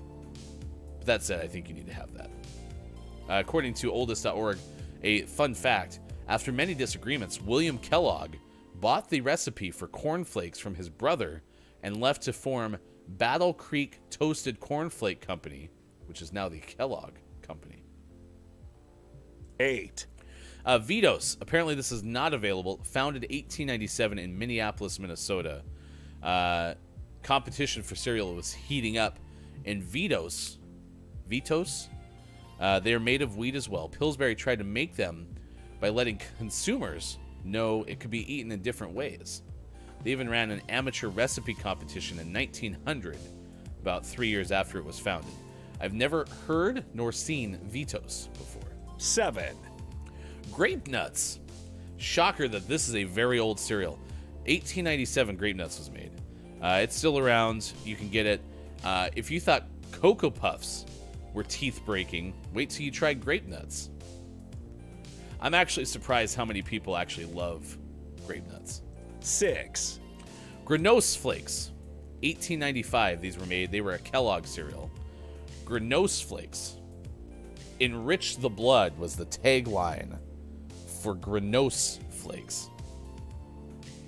Apparently it was an experiment. They were trying to compete with shredded wheat. Apparently it was the result of an accident. Kellogg left a batch of wheat berries to soak overnight, and after discovering his mistake, he decided to run them through the machine rollers anyway. The results in a thin sheet of dough that produced large flakes. They thought they were delicious. They didn't work as well as they'd hoped. 5. Shredded wheat. It started in Denver, Colorado. I didn't know that. 1890. The creator was Henry Perky. It's one of the most time-tested cereals. You can get shredded wheat probably almost everywhere. The only thing that's always thrown me off is shredded wheat still is like the big, long, like rectangles. Whereas like mini shredded wheat are the small ones. I've never had like a full shredded wheat biscuit before. 4. Not available anymore is 1889 origin Petty John's breakfast food. The American cereal company made this in Chicago. Petty John's breakfast food. Apparently it was eventually sold to Quaker Oats. From the best Pacific white wheat, it was touted was a health food that had all the benefits of whole wheat without the brand. In fact, it's Petty John's California breakfast food, according to this box picture back in the day. So, 3. Granola is still around. 1881, although some say as early as 1877. Battle Creek, Michigan. And yes, there are very wide varieties of granola available. Granola is also, again, like, apparently I have very sensitive teeth, because granola, I don't like to eat it because it's so crunchy and hard. Like, I feel like that first bite of granola is like... So I'm not a big fan. There was copyright infringement and some different things, so they ended up changing the name to granola, as it was originally called granula. Granula. Granola was so popular that within a decade, John Harvey Kellogg was selling 2 tons of the cereal annually. 2. With Wheatina. It's like wheat with an E-N-A at the end. It's still available, apparently. Wheatarina. No, it's a different thing. There was TV commercials for this. They had mascots as well. George H. Hoyt was the creator. Cereal was packaged in a box. It was one of the first to have that happen. At the time, most cereals were kept in large barrels, and people were scooping it out by the pound. So the sanitary packaging appealed to many people. 1. All right, now we're back to granula. Apparently, granula was made in 1863, so not to be confused with granola. Granula was made by James Caleb Jackson in Dansville, New York. Apparently, it is no longer available, but it is the oldest cereal ever created in the world, according to oldest.org. Cereal grains and hot cereals have been eaten by people for years. Granula was the first breakfast cereal as we know it today. He started experimenting with cold cereals, and this came out as the result. Jackson came up with granula. It was graham flour dough rolled into sheets and baked. There you go. It was very tough, and it didn't take off with the public, but it inspired John Harvey Kellogg to make some cereals. There you go. Oldest.org. That is the oldest cereals in the world. Good morning to you, real Tony Baloney. It's good to see you. Thank you for being here. This is still not a call-in show. So, I think at this point, you got to stop asking. We appreciate you being here. We are a morning radio show that plays games. And today is National Cereal Day. It's trending this morning. So we're asking you the question, what is your favorite cereal?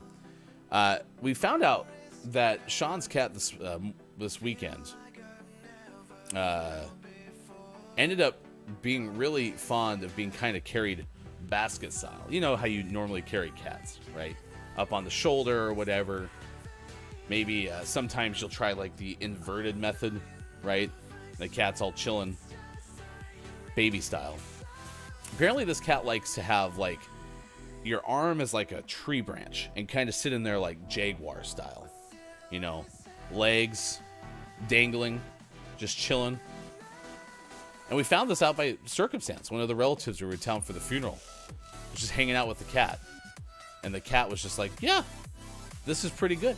Good morning to you, KJ. It's good to see you. Thanks for being here this morning. I have a culinary question for you in a second. Top of the moron! Pickle's asking, what's the inverted method? Well, of course, as we always do on Gaming Morning Show, the WD-40 can will stand for the, to fill in for the cat, okay? So sometimes you can have the cat, right? Or sometimes, because this is clearly the cat's face. So you tip the cat up inverted style. So the belly up. Kind of the cradle. Probably a cradle method, okay? So Arturo does not like that. Not a big fan of it at all. So, as a result, we don't really put Arturo in that method very often. So now the cat kind of hangs out on the arm. It's almost like a football, but has the legs kind of sprawled. And then you just give the cat taps. Apparently a real big fan of it. So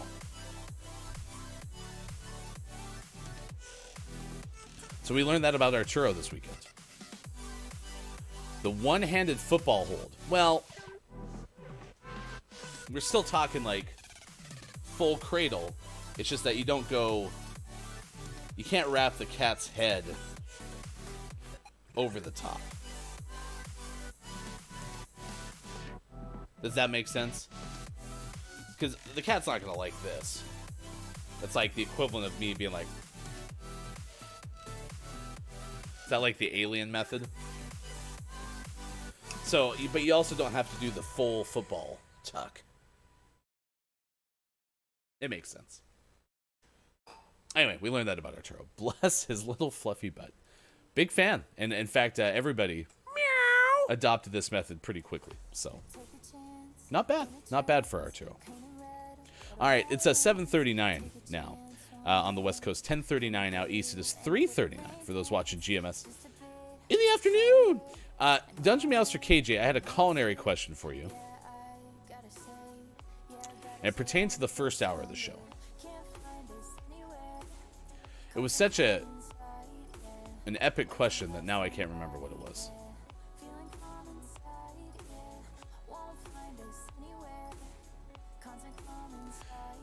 We learned from KJ that the term herd is used quite often in kitchens. So, for example, if a chef says something to somebody, it's appropriate for the person to whom the chef was talking to report back heard, to make sure that they know that they were heard. I've tried that with my kids this weekend, and it did work a couple of times, so I did appreciate that. But now I can't remember what the question was. It was a very common kitchen term. If I remember what it was, KJ, I'll have you answer that question finally. If not, I'll throw it in our Discord. All right, let's do this. Let's tell you the story about a New Jersey couple, according to Alicia Reed of CBS Philadelphia.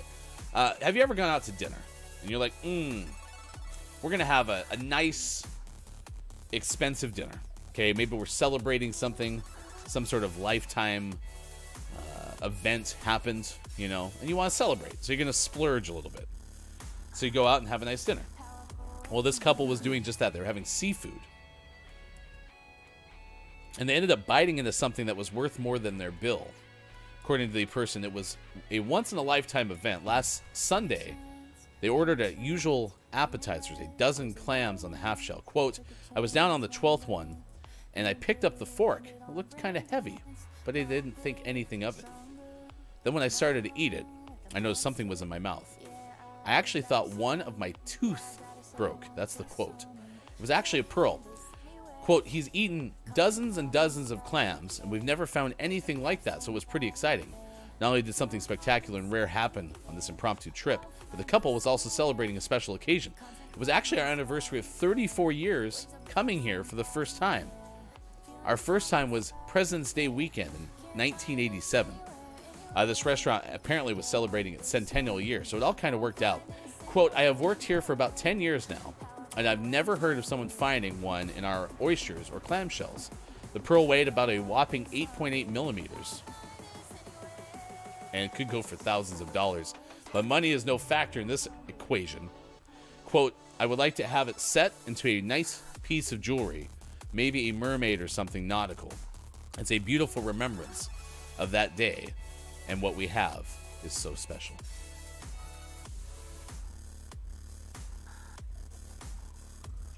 I'm just happy it didn't break any teeth. That'll happen occasionally with, like, carnitas. It's probably my favorite, like, taco filling is carnitas. And occasionally, like, you'll get some bone or something. And so you bite down, and before you know it, you're like, ow! It doesn't feel very good. So.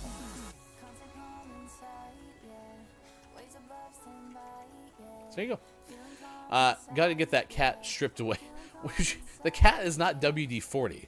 Apparently Downs has that WD-40 can. Both get rid of squeaks.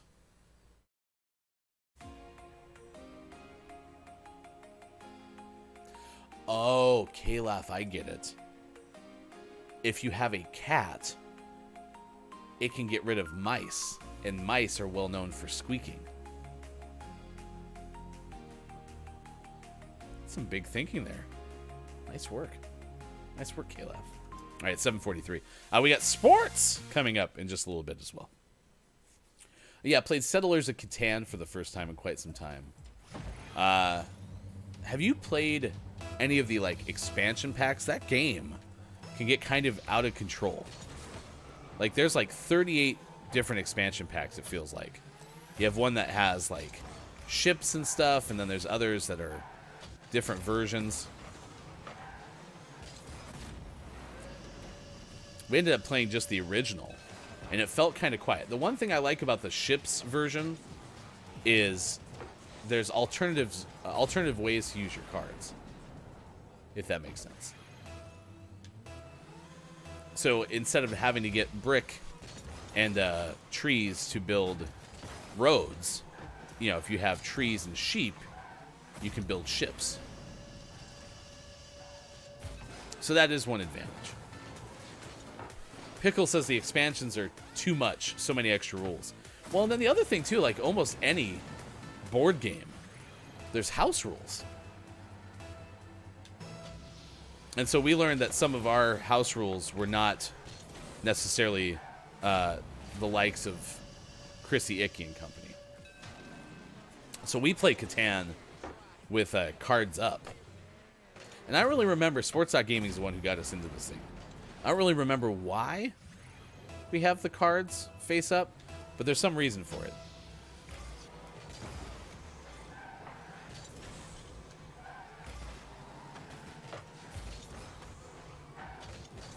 Yeah, I can't quite remember what those were. Dungeon Master KJ said the art students at my culinary school played a lot of Settlers. Yeah, I mean, it's a fun game, and it has like almost the right length to it. Like, it doesn't become like an all-day affair like you might with Monopoly, right? Monopoly can kind of be a pain in the ass.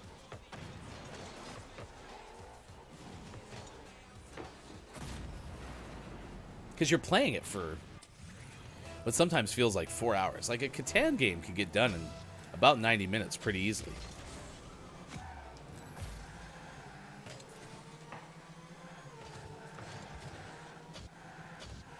Down says, I have never lost to Settlers of Catan. Really?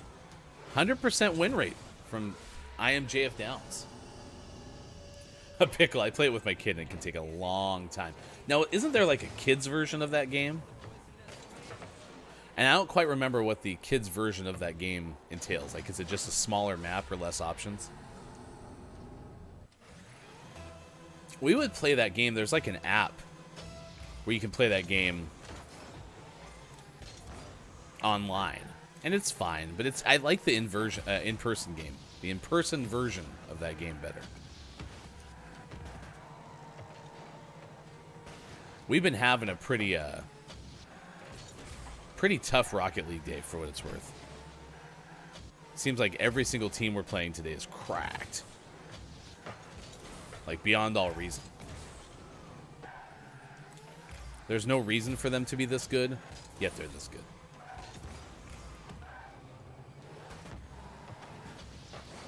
You've only played thrice times. Okay. Well, still, I mean, winning Settlers of Catan 3 out of 3 times is pretty impressive.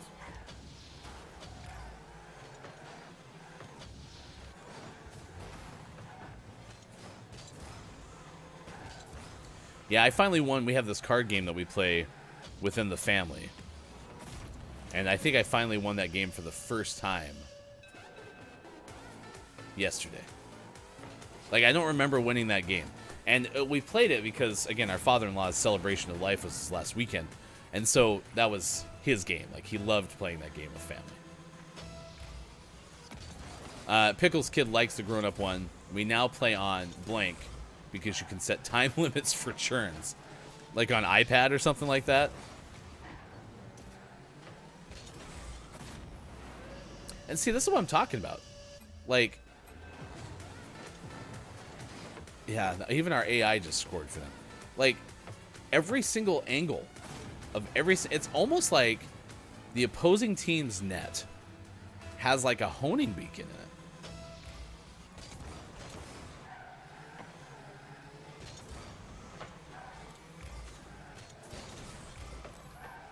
Everyone's using goal-seeking rocket balls today.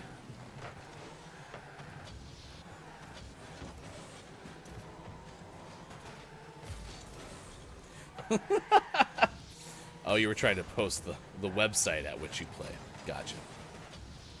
Is it like an official Catan game, Pickle, or is it a, like, Catan-adjacent game? Ah, Keith Anthony's here. Good morning to you, Keith. Top of the Mora. Hope your weekend was good. Today, National Cereal Day is trending on Twitter. So we're asking you the question, what is your favorite type of cereal?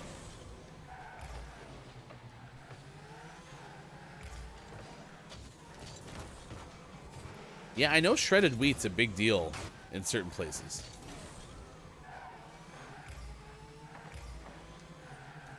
I remember, too, watching Ted Lasso.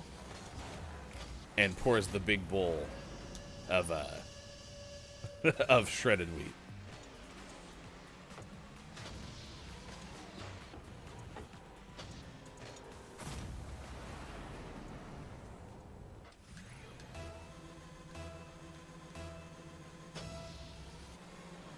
Ah, it is Catan, but don't know if it's officials. Oh, Lucky Charms. Did you know that Lucky Charms has, like, green marshmallows for the month of March, and they apparently turn the milk green. Also, for those who might be wondering, St. Patrick's Day comes up later this month. In fact, 10 days from today. And Arturo, the cat, is well known for bow ties that are seasonal. Is wearing a shamrock bow tie as we speak.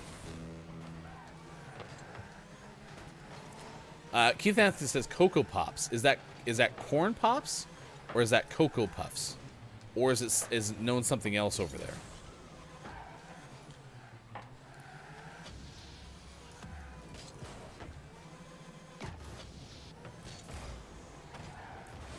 Yeah, Corn Pops. I swear those were extremely popular.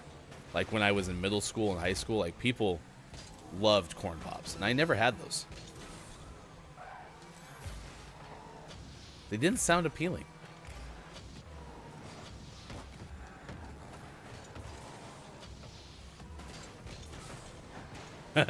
It's funny because Keith Anthony brings up costs. Lucky Charms are apparently very expensive, over 5 currency a box. So that was actually a rule in my household, is my parents would not spend more than $4 a box on cereal. Keith Anthony, Cocoa Pops are like chocolate Rice Krispies. Oh, yeah. So I love Cocoa Pebbles, which are very like flat type flakes that are delicious. Very good. Dungeon Master KJ, Lucky Charms. I wish it was gluten free. May you someday in your life, KJ, have gluten free Lucky Charms. I wish that for you. May it happen. There were plenty of gluten free brownies at the reception this past weekend. So 7:52 West Coast time. It's 10:52 at East, 3:52 for those watching GMS in the UK. If you go to our Discord, Quiet Time Gaming has a Sarsgaard tree. Our official cartographer / diagrammer has a Sarsgaard diagram. And Kalaf has a Squish the Cat link. If you haven't already, you can also share how you watch GMS. We have pictures that are circulating in a Discord channel, and we will share those during our breaks in the near future. So if you want to start populating how you watch GMS, you can do it every single day. We'll add that to our rotation during the breaks on this popular radio show that plays games. Kate Zaid is back. Good morning. I'm officially out of bed. I like Honey Nut Cheerios. Is oatmeal celebrated too? I don't think oatmeal is going to be okay to be categorized as cereal. I think you have to have kind of the cold cereal for something like today. Yeah, I mean, it is hot cereal. I'm with you there. I'm going to say no. I'm going to say oatmeal is its own thing. So basically, the rules that we follow. A crepe is not a pancake. A calzone is not a pizza. And oatmeal is not cereal. Oh yeah, we also got into like more UK terminology with food. It was very interesting this morning.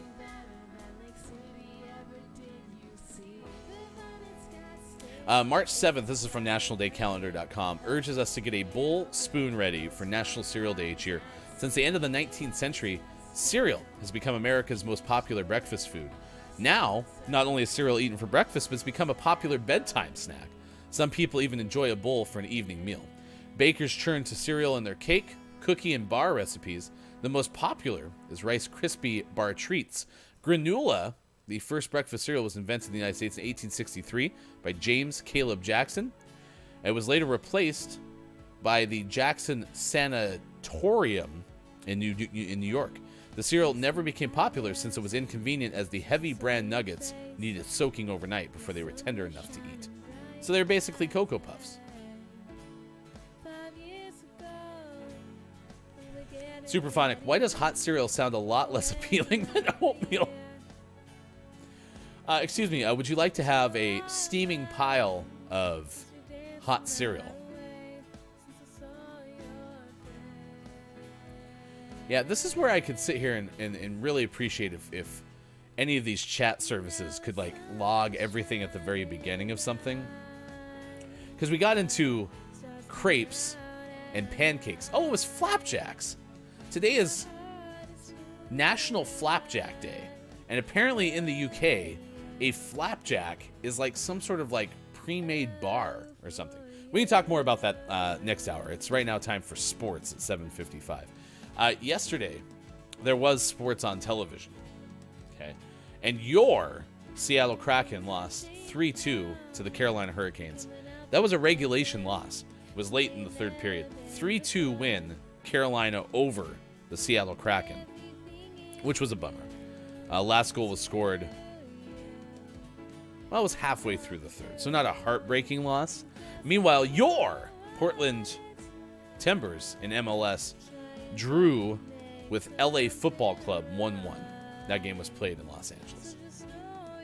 Also, Chris M.E.'s LA Kings, a 3-0 win at Buffalo. That was an earlier kind of day game in hockey yesterday. The Brooklyn Nets lost to Boston 126-120. Rematch of the NBA Finals from last year. Milwaukee 132. Phoenix 122. Phoenix 51-13 on the year. Milwaukee is 40-25. I was also watching a lot of women's basketball conference championships. Iowa and Indiana played in the Big 12 championship, which was an entertaining game to watch. I watched some college softball yesterday. I watched a lot of sports on Sunday. It was kind of nice. It's kind of nice. Let's see what else is going on in sports. Anything else to report? Waiting for the page to load. You may have the shortest sports segment in Gaming Morning Show history today. I can't verify that's true. Yeah, here we go. Weekend sports. Major League Baseball. Still not going well. That's about the best we can share.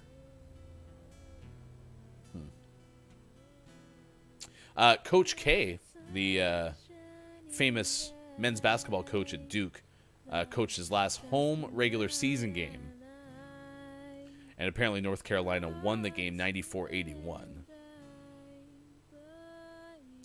Dreuna Edwards, three-pointer at the top of the key with 4.2 seconds left.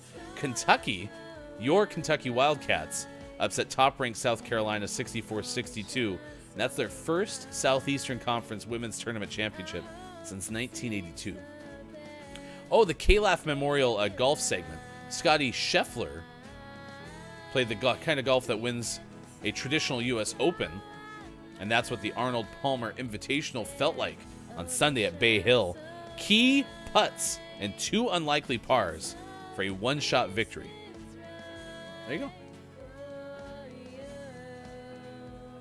Oh, and this is interesting, too. This is from Russia. This is according to Associated Press. WNBA All-Star Brittany Griner was arrested last month at a Moscow airport after Russian authorities said a search of her luggage revealed vape cartridges. The Russian Customs Service said Saturday that the cartridges were identified as containing oil derived from cannabis, which could carry a maximum penalty of 10 years in prison. The Customs Service identified the person arrested as a player for the U.S. women's team. It did not specify the date of her arrest. Russian media reported that the player was Griner, and her agent did not dispute those reports. Griner, who plays for the WNBA's Phoenix Mercury, has played in Russia for the last 7 years in the winter, earning over $1 million per season, more than quadruple her WNBA salary. She last played for her Russian team UMMC Ekaterinburg on January 29th, before the league took a 2-week break in early February for FIBA World Cup qualifying tournaments, again, according to the Associated Press. So all of that to say, hoping everything is as good as can be for Brittany Griner, because I would imagine that is a tough situation to begin with, but also considering what's going on with Russia invading Ukraine. So there is some sports news for you on this particular Monday show. Downs is talking about a whole week of Austin doing sports. That's true. Maybe this was not the shortest segment of all time. Maybe the shortest one that I've ever been involved with. Kate Zaid says, aren't flapjacks pancakes? We will answer that question on the other side of the break. Also coming up next hour, we will play community games and have Gaming Morning Show Morning Gaming News, clip of the day, and takeaways that were pretty okay. So stick around. The Monday edition of the show. We'll be right back. It is Monday, March 7th, 2022 on Facebook Gaming, Twitch, YouTube, Twitter, and at GamingMorningShow.tv.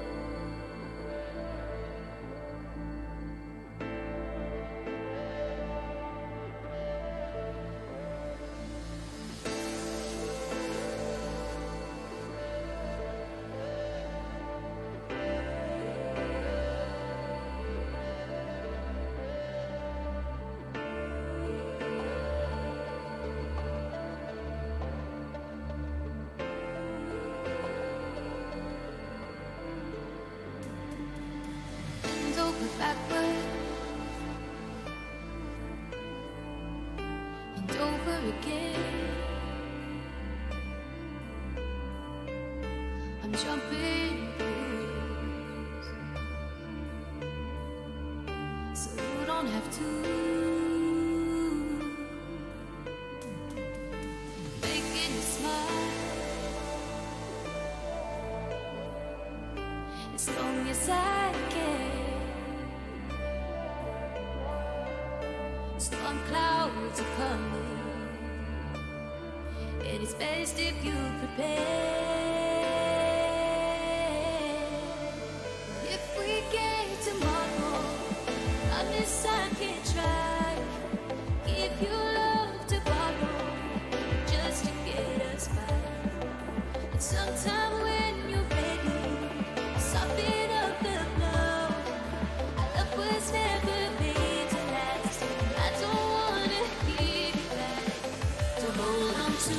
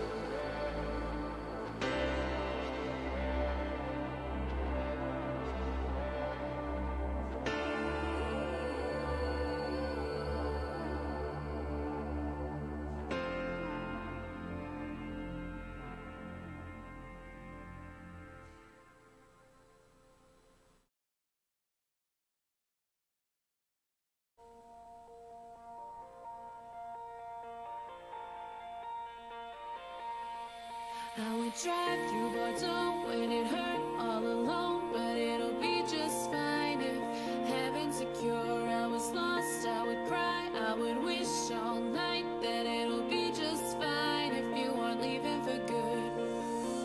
I could hear you on the radio playing when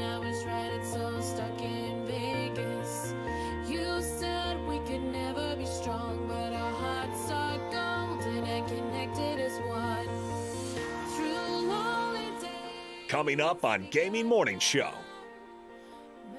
Community games and GMS Morning Gaming Renews.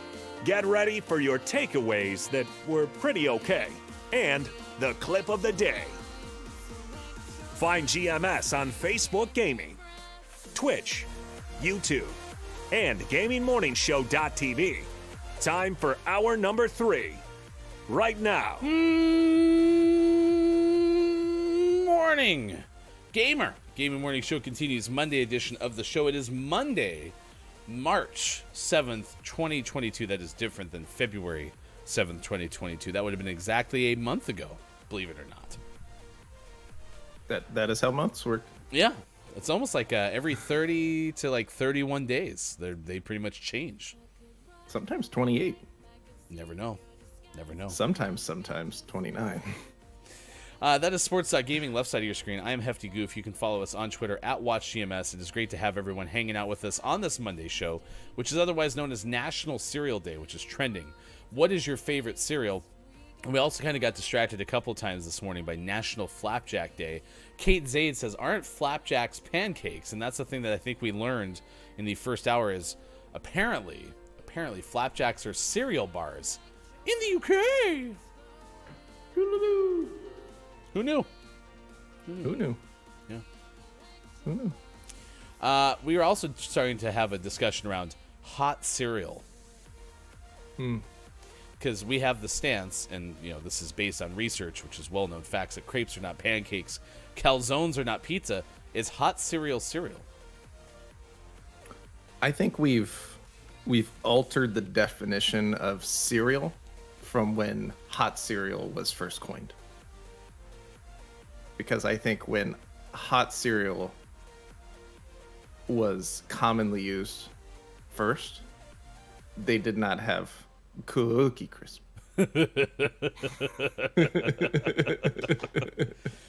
Keith Zaid said, according to the internet, cooked oatmeal is hot cereal, but not all hot cereals are oatmeal. That kind of reminds me more of like the hot dog and the sandwich type argument. So yeah. Keith Anthony says, porridge with a spoonful of Nutella. That is a game changer. I never knew Nutella was so erotic. Cereal also tastes better at nighttime, says Keith. Superphonic says, porridge with banana and honey. How are you with like honey cereals, like Honey Nut Cheerios? They're fine. Truth be told, all this cereal talk, I probably haven't had like a bowl of cereal in at least like 5 years.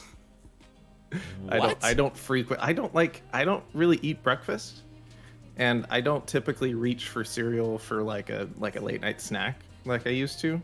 So I don't eat a lot of cereal. Even when we have cereals I like, oh, we bought Cinnamon Toast Crunch. That sounds delicious for you guys to eat and me never touch. Apparently. Wow. Okay. I mean, I like cereal more for just like a random snack than necessarily breakfast. But yeah, if we have Cocoa Pebbles in the house, or even if we have Frosted Mini Wheats, like we're eating those things. No sweat. No sweat. Yeah, just not my jam anymore, I guess. I also try to limit dairy and try to eat better, and I definitely don't like cereal with milk alternatives. I tried going that. I think that's how it all started. Is I tried getting away from cow's milk, and so I tried cereal with almond milk and soy milk, and it just wasn't the same. So I was like, I just won't eat cereal then. Okay. Yeah, I mean, I think you have to have a good stance on the milk, the cereal sauce that's being used to make the cereal what it is. So that makes sense. Some way, somehow, Kayla found a way to make itty bitty little O's, like superscript style. So now it literally reads, warm Cookie Crisp might be okay. Fresh out of the tiny oven. It's impressive. Yeah, I mean, I've never had Cookie Crisp. I'm sure that could be pretty okay. Yeah, Cookie Crisp is actually a cereal that, if eaten too quickly after pouring the milk, can be a little harsh on the gums. Only if you have soft gums, could you imagine? Apparently, I have the softest of gums. KJ says, dainty gums, they say. March 7th, 10 days until the best holiday, 16 days until the best day ever. Noted. Chris M.E. is here, a mayor of the internet. Opportunity for us to welcome in. Welcome in, Final Hour crew. The FHC is here, including Ambassador Chris M.E., who is probably in the shower. Kate Zaid, who started the show, is also here now. Dungeon Meowster KJ. Hello, FHC. We saw Brendan in the first hour, so I think Brendan must be going to work earlier than normal, but usually an Ambassador of the Final Hour crew.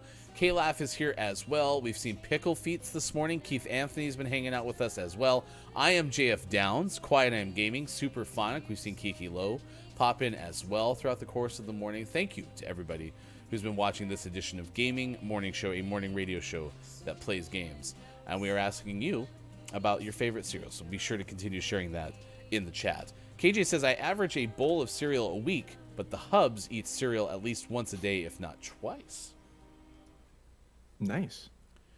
I mean, I get the impression, and you're probably going to make me feel really sad, is there's not really a whole lot of good-for-you cereals. Even, like, the good-for-you cereals are probably not that good for you. Is that accurate? Yeah, they're on the range of good for you to bad for you. There are cereals that are better for you than other cereals, but they are not better than other breakfast alternatives. They're so yummy. Yeah. Hence the dilemma with food in general. The yummy stuff is not as good for you.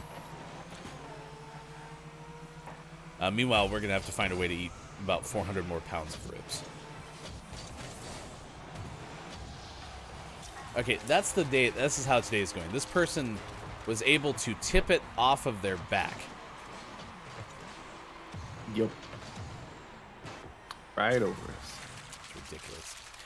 Kate says the cereal is so easy and low maintenance. I put oats into my fruit smoothies. I would like oat cakes. Have I mentioned that recently? Nope. First time. Man, it just sounds so good. Butter, syrup. Put it in my mouth. Delicious. Frosted Flakes is my go-to cereal. I'm a simple man, says Drew Mega. I'm fine with Frosted Flakes. They're pretty okay. Like, I'm also okay with Corn Flakes that have sugar on top, so. And that was Pickle Feet's last hour said that's like a prerequisite. You can't have Corn Flakes 201 unless you've had, Corn Flakes 101, which is put the cereal on the Corn Flakes.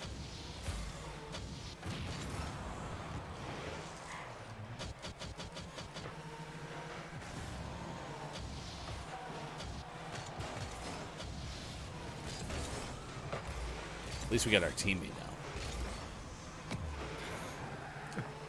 now. Chris Amy goes, I'm secretly old and like Raisin Bran. I mean, Raisin Bran's actually pretty good, and the Kellogg's Raisin Bran has like sugar on the raisins, and so it's even better. Yeah, the sugar raisins are tasty. But again, going back to the dilemma of good cereal versus not good for you cereal, I'm imagining cereal's not something that needs extra sugar. Yeah. It's all kind of unnecessary.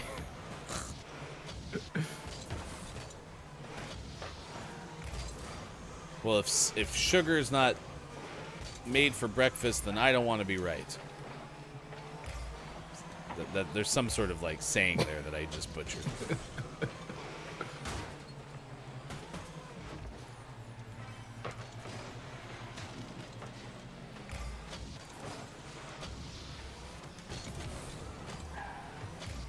We are going to score a goal today, dang it. Maybe. Maybe not. Quiet I'm Gaming, cereal like regular Cheerios needs sugar, I contend. That's what I'm saying, yeah. Like if it's like Corn Flakes, especially Cheerios, because they are like the bees of cereal. Nice. Then you gotta have sugar on it. Raisin Bran isn't so bad. I agree. Raisin Bran's not too bad. KJ said, Chris, my top two cereals pre-gluten-free were Lucky Charms and Raisin Bran. Lucky Charms. Fun fact: when I was a little kid, I couldn't pronounce Lucky Charms, and it came out closer to Zaki Farms. Oh, that's actually where Lucky Charms are grown. In case you didn't know that. Where are you going? I'm on my way over to Zaki's. Oh, Zaki Farms. Yeah, must be getting some of this month's Lucky Charms. Darn tootin'. Fresh crop. Yeah. It's harvest. Over at Zaki Farms.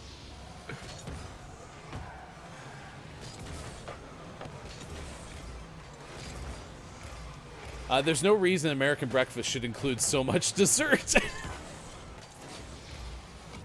Reese's Puffs, Reese's Puffs. Eat 'em up, eat 'em up, eat 'em up, eat 'em up. I've never actually tried Reese's Puffs, but if there's not miniature Reese's peanut butter cups in there, then we're doing it wrong. Yeah, there's not. Part of a complete breakfast. Part of a breakfast.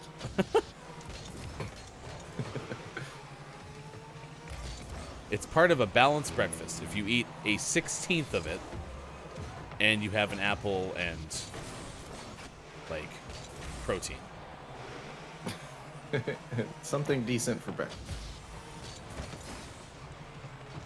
Maybe some eggs, something like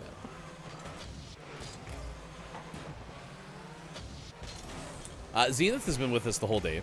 Zenith saying hi to KJ this morning. The sugar is a reason, according to K-Lab. The sugar lobby is a reason. Excuse me. That makes more sense. Well, that's just like we drew it up, huh? Our first lead all week. It's been brutal. When did Rocket League get so hard? That's like that Wreck-It Ralph line where he's in the Halo style game and he's like, when did video games get so violent?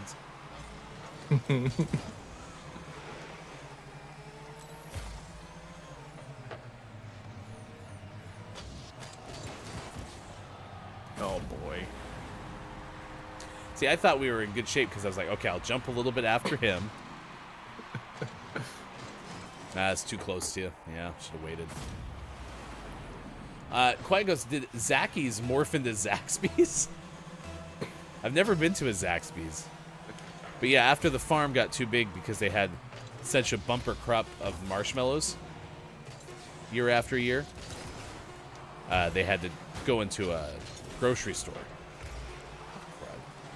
Wow. Wait, no, Zaxby's is like sandwiches, right? Or it's not a grocery store, it's like a restaurant. Chicken? Maybe it's chicken. You know what I just found out, though? I haven't told you this. Remember how Raising Cane's has become a big deal? It's a chicken place. There's apparently one in Portland. Oh. Allegedly. Now, it's downtown, and I have not actually seen a picture of it, so it could be a hoax, because, maybe someone was like, oh, this will get people.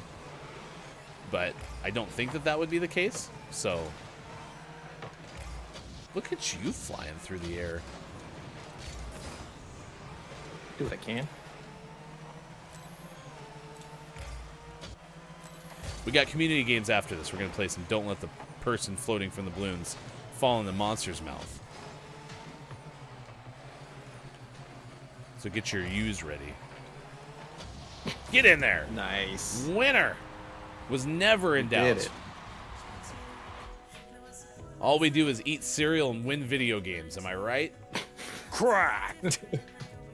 Ridiculous. Chris M. said, I'm soon going to have a Raising Cane's 5 minutes away, and I'm very excited. It gets good food, I've heard. It's worth trying, I'm sure. And I'm actually surprised. I actually thought you'd be eating it In-N-Out more since it got in our neighborhood. It's just it's such a pain. It's always so busy. It's just far enough away. I like that it's there. I like that I can have it when it sounds really good. But yeah, it was starting to calm down, and then the pandemic hit, and it got really busy again because turns out when you can't go inside to order and everyone goes through the drive-thru, it gets kind of crazy. All right, thanks for being with us. It is the Monday edition of the show, Hefty Goof Sports Gaming this morning. Coming up on Wednesday at 4:45 p.m. Pacific time is GMS After Dark. It is our once-a-week late-night style talk show with Look, It's Mike O. Check it out on the same GMS platforms. They're quality chicken fingers, I'm told, is what Raising Cane's is. I'd give them a shot. Okay. Yeah, it's got to be up in like downtown Portland area. I'm gonna have to check it out and see if it's a real place or if it's a hoax, because I would like to try it. I like KFC. I like their chicken tenders pretty okay. I used to love KFC's like regular fried chicken, and then now I go there and it's just too much grease for me. Yeah, I've changed. It's not. Raising Cane's is on Southwest 5th Avenue. That's what I'm saying. I think it's down there. So yeah, okay, I'll have to try it out. Let's do it. Last time we played Don't Let the Person Floating from the Balloons Fall in the Monster's Mouth, someone, and I'm not going to point any fingers, misclicked, and we chose the wrong strength of game. So we didn't actually add to our record. Well, it's not even a record, our current streak. So today we're actually going to do that. If you want to find out how good we've been in our history. To see the record for the most balloons banked in Don't Let the Person Floating from the Balloons Fall in the Monster's Mouth, remember to type the easy-to-remember acronym, ! DLTPFFTBFITMMREC. We also have a U streak available too. So the record for Don't Let the Person Floating from the Balloons Fall in the Monster's Mouth hard strength is 129. And then if you do ! U streak, I believe we can see what the U streak is. Caleb, Not at U streak. Oh, it's at U streak. No. Watch U streak on Twitch at U streak. It's just one. This is long word, few letters, which is usually also known as we lose the game. Mm-hmm. That's happened before. But Caleb's going to do it. Caleb's going to go U right off the bat. No. It's a good U streak while it lasted. Meanwhile, Downs' D. Yes. Did hit. An L from Quiet. I don't like these ones. Not a fan. Like the one vowel words. What are we doing? Why is that a thing? An S from Kalaf. No. An R from Chris M. Yee. Yes. Ding, ding, ding. So we're in so much better shape than we were. This puzzle is now 67% more solved.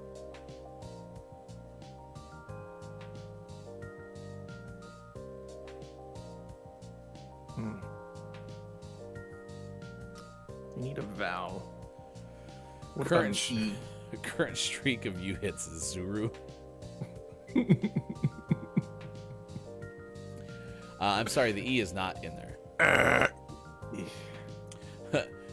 Quiet was going to go with bartendery.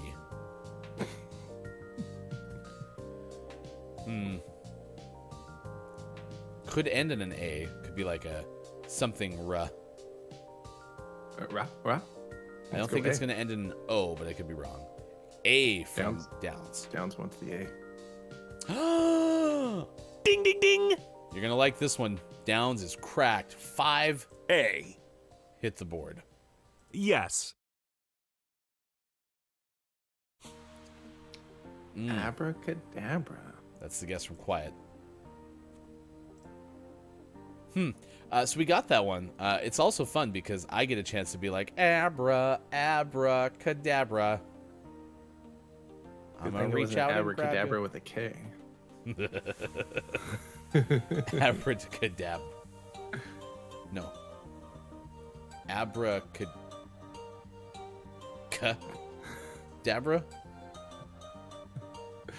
Whatever. Places. Someone guessed Earthling was trying to do like Aardvark Dabra. Like it. Oh, now Downs wants the U. Okay. I didn't hit Imagine. No.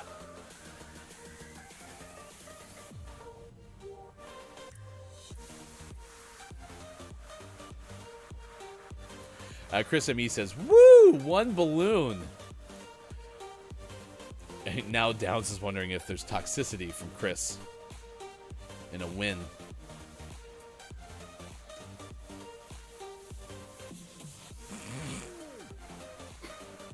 Wouldn't that be Ukstru Zuru?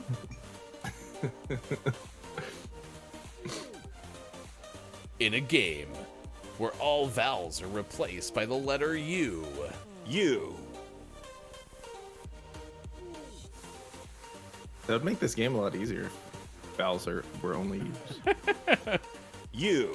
Exclamation point. Yeah, I agree. Bob does too.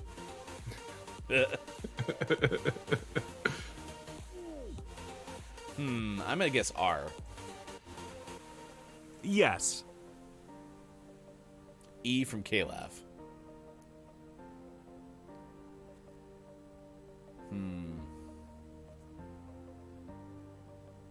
I'm gonna go O.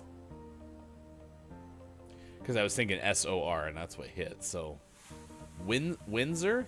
W-I-N-D... Windsor Palace? No. Castle. That's what it is. Yeah.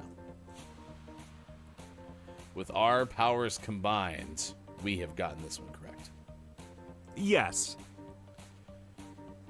That's 4 more banked balloons. We're up to a total of 27 saved as the person drops down and just struts.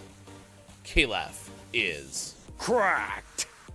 All right, last one. This is outer space. Pluto. Pluto, the best damn planet in the world. No, I think if it's going to be anything from outer space, it's Shack Planet.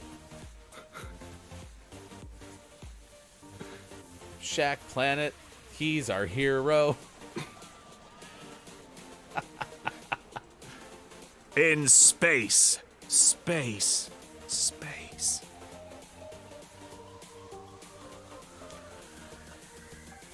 Moon landing from Kayla. So I guess the S from Shack. And then Kalaf guessed moon landing. But unfortunately, Shack is still in play. So I have to guess the H now. Okay, now Shack is no longer in play. So we can rule out Shack. Bummer. Which is really a shame because Shack! The A from Quiet actually hit. And it would be Shack if there was an H. I guess we'll have to guess the Q just to be sure. It's probably like Star or something like that. Probably. Boo. Shack Planet. Beating the heat. Quiet goes with Star Cluster, and that is the correct answer. Yes. A 4. Downs wanted Star Monster. A 4 banked balloon experience. We have 31 in this current stretch of don't let the person floating from the balloons fall in the monster's mouth. How do you feel about that? That's pretty good. Did no one get the U at the beginning of this? What a waste. In the beginning of the Star Cluster puzzle? Yeah, Star Cluster. Why did no one get the U? I think everyone's afraid to add to the Ukstru Zuru streak of U's. So. Caleb The goes, U streak isn't mad. He's just disappointed. Caleb goes, we should have kept spinning the wheel so Downs could get the U. Oh, Downs. I think Downs is like 1 in every 10 U's right now hits. It's tough. 8:32 West Coast time, 11:32 out east. It is 4:32 for those watching GMS in the UK. National Be Heard Day, Fun Facts About Names Day, National Flapjack Day, National Crown of Roast Day. Like a Christmas crown of roast. You know how much crap we've been getting from Sports Doc Wife for not knowing what Christmas crackers were? Yeah. Who knew? We polled every single GMS host that lives on the West Coast and their wives, and 3 out of 4 did not know what Christmas crackers were. It's true. It's also Alexander Graham Bell Day, Plant Power Day. Not Power Plant Day, but Plant Power Day. Power plant power. It's also British Pie Week, so we're trying to find out what kind of pie you're eating in Britain this particular week. Downs in the first hour had suggested that today would be a wonderful day to have a pie such as steak and kidney pie.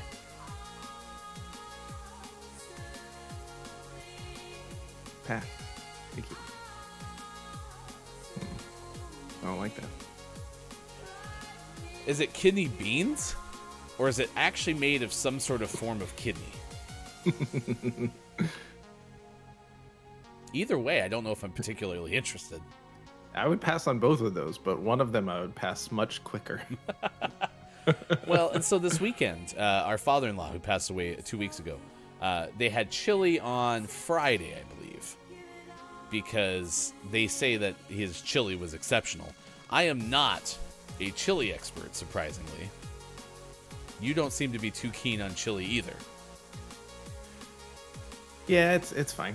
There's lots of beans in it, and I'll still eat it, but I'm never gonna be like, oh man, I love that's chili with all these beans in it. But if it's what's for dinner, then I'll eat it, and it'll be fine.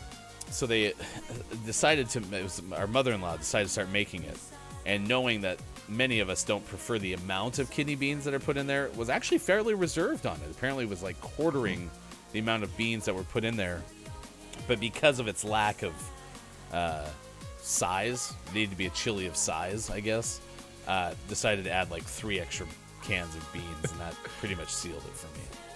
Yeah, there's been lots of discussions since the in-laws moved in about this chili, because the recipe, I don't know what the exact numbers are, but say the recipe calls for 4 cans of beans. My wife's like, well, I usually only do 3 because Sean doesn't like beans. And my mother-in-law's like, oh, well, I actually use 8 instead. Like, don't add extra. Don't know. You can do the recipe. That's fine. Do the 4 if it calls for 4. You don't have to do less for me, but don't do extra beans. Was that like, was mom-in-law not happy with you that day or something? No, apparently beans were the highlight of the chili. Oh, I got you. Is that one? Which I get it. If you like the beans, then yeah, more beans, better. I guess.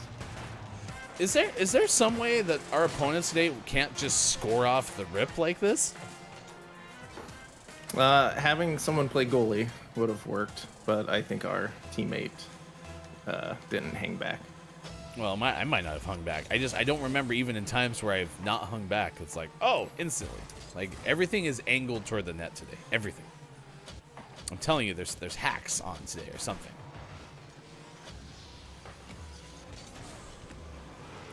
Is that one a meatless chili? No, it has ground turkey in it as well. Okay.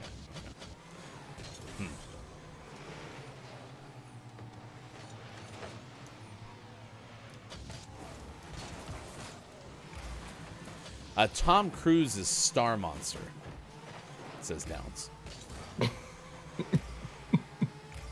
Tom Cruise is Star Monster.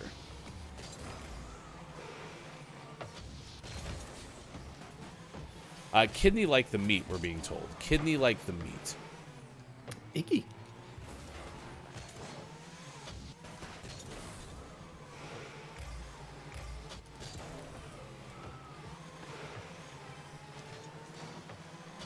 Have you ever had, like, this is going to sound really gross, like organ meat? Yeah. Give me an example. Yeah. Duck liver. How was duck liver? When you eat it in a really nice restaurant, delicious. Would I ever order it even at a really nice restaurant? Probably not. But if I'm doing like a tasting menu and it's just something that gets brought out, I'll always try it. And it was quite good. But even still, like, they're like, would you want more of this? I'd be like, oh, no, thank you. I'm good on the liver. What did it taste like? It just had like a kind of a juicy, meaty flavor to it.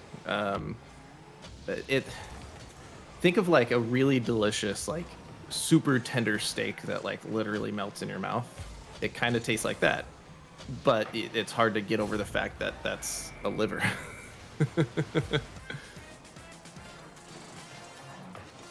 Ugh.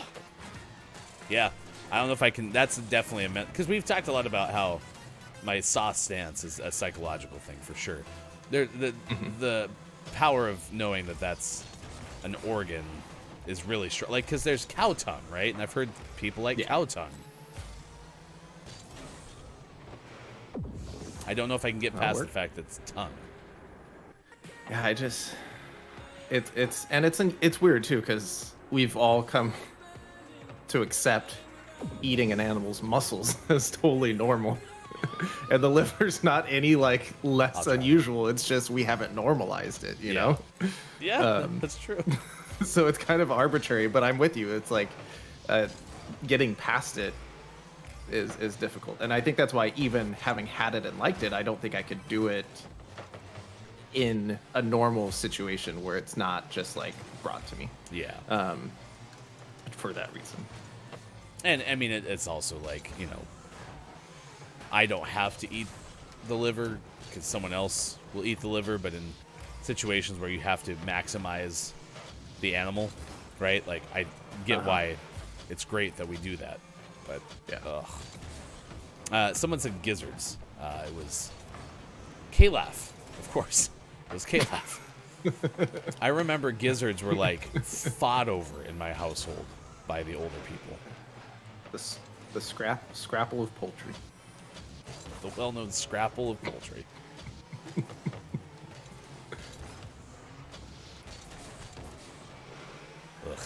Ugh. Drew Mega says, love chili with ground turkey meat. That's how I make it at home. Yeah, we primarily, of the ground meat that we consume in our households, turkey is it, because beef kind of got eliminated from the wife's household after a cancer thing. And so just beef is not usually what's for dinner in our household.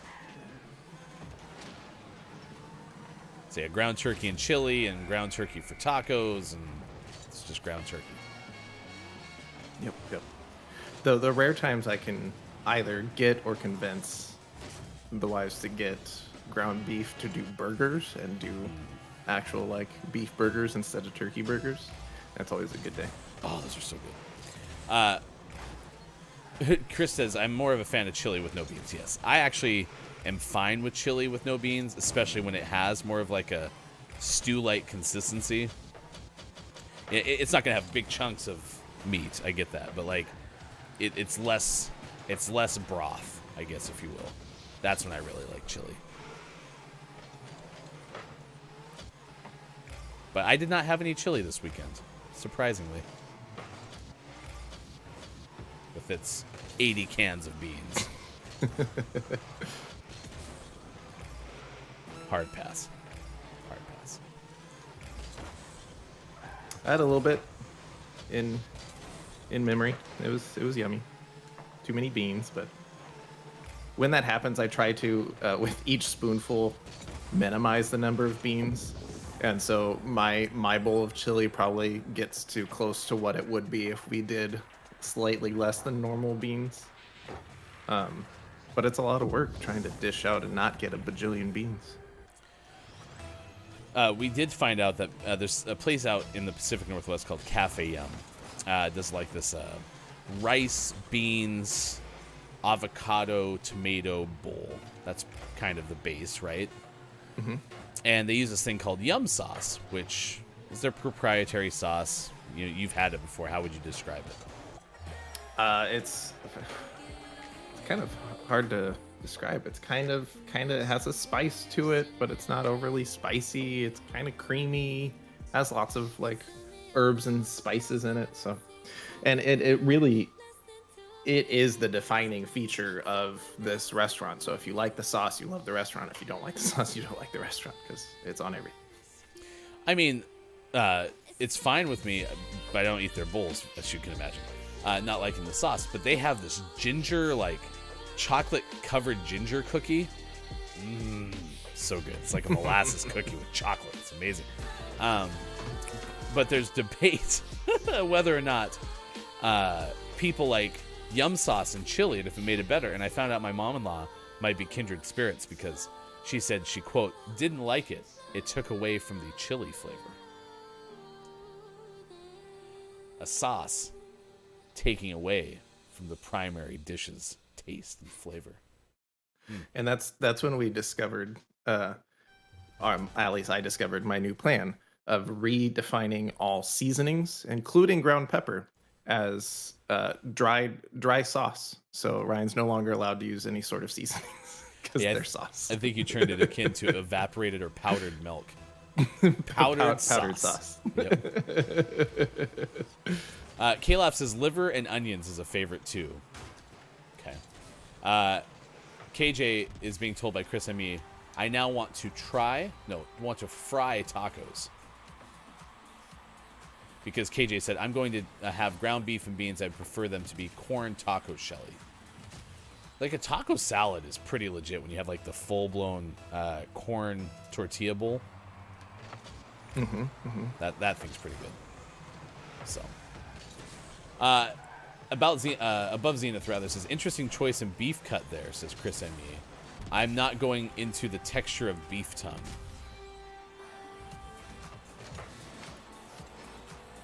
Yeah, I don't really want to. I don't want to imagine it, really. So. Yeah, I'm good. Okay. Drew Mega does say beans are a must-have for chili. Why do they have to be, like, kidney beans are freaking gargantuan. Like, they're just excessively large. And I think another thing that bothers me about beans is sometimes the kidney beans, even when cooked correctly, seem to, like, pop in your mouth. Yeah. And from a texture standpoint, I don't love that. It's 8:45. Let's tell you a story about people in New Jersey having to pump gas. This is from Matt Friedman of Politico. I don't know if you can name the only states in the United States where it's against the law to pump your own gas. I'll let Sports.Gaming go first. What about New Mexico? I'm sorry, that is incorrect. Believe it or not, oh, man, it's New Jersey and Oregon.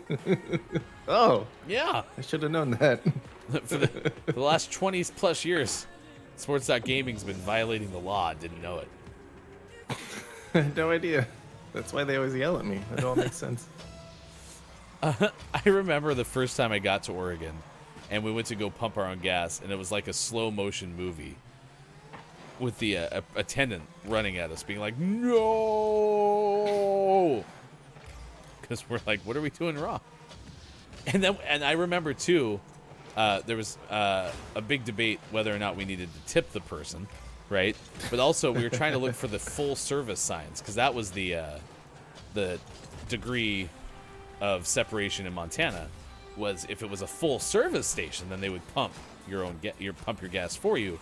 But that was part of the service and why you paid more for gas there. So anyway, New Jersey has been doing this now for 70 plus years, where you are not allowed to pump your own gas in Jersey. It's the only state in the nation that doesn't allow for it at all, which is true. Oregon had recently modified some laws where you could do it in smaller populations or after certain hours and those kind of things. But apparently New Jersey was never, ever allowed. Now, after an aborted attempt in 2015, writes Matt Friedman in Politico, the state's gas industry is again pushing to repeal said law. Apparently, the industry is needing this change, and it's going to endanger the state's unofficial motto, which is, quote, Jersey girls don't pump their own gas. This is, again, according to Matt Friedman of Politico. I'm at least happier that that's an unofficial motto as opposed to like Jersey girls don't pump their own gas plastered on the state flag or something. The proposal was announced via press release on Monday. It's causing a stir, as you can imagine. Last time it was tried, it didn't go well. Under the new bill, New Jerseyans would be allowed to pump their own gas, but stations with more than 4 pumps would be required to have a full service option, presumably at a higher price. Kind of, that's what I was talking about, like in Montana, for instance. Those pushing for the change say a national workforce shortage.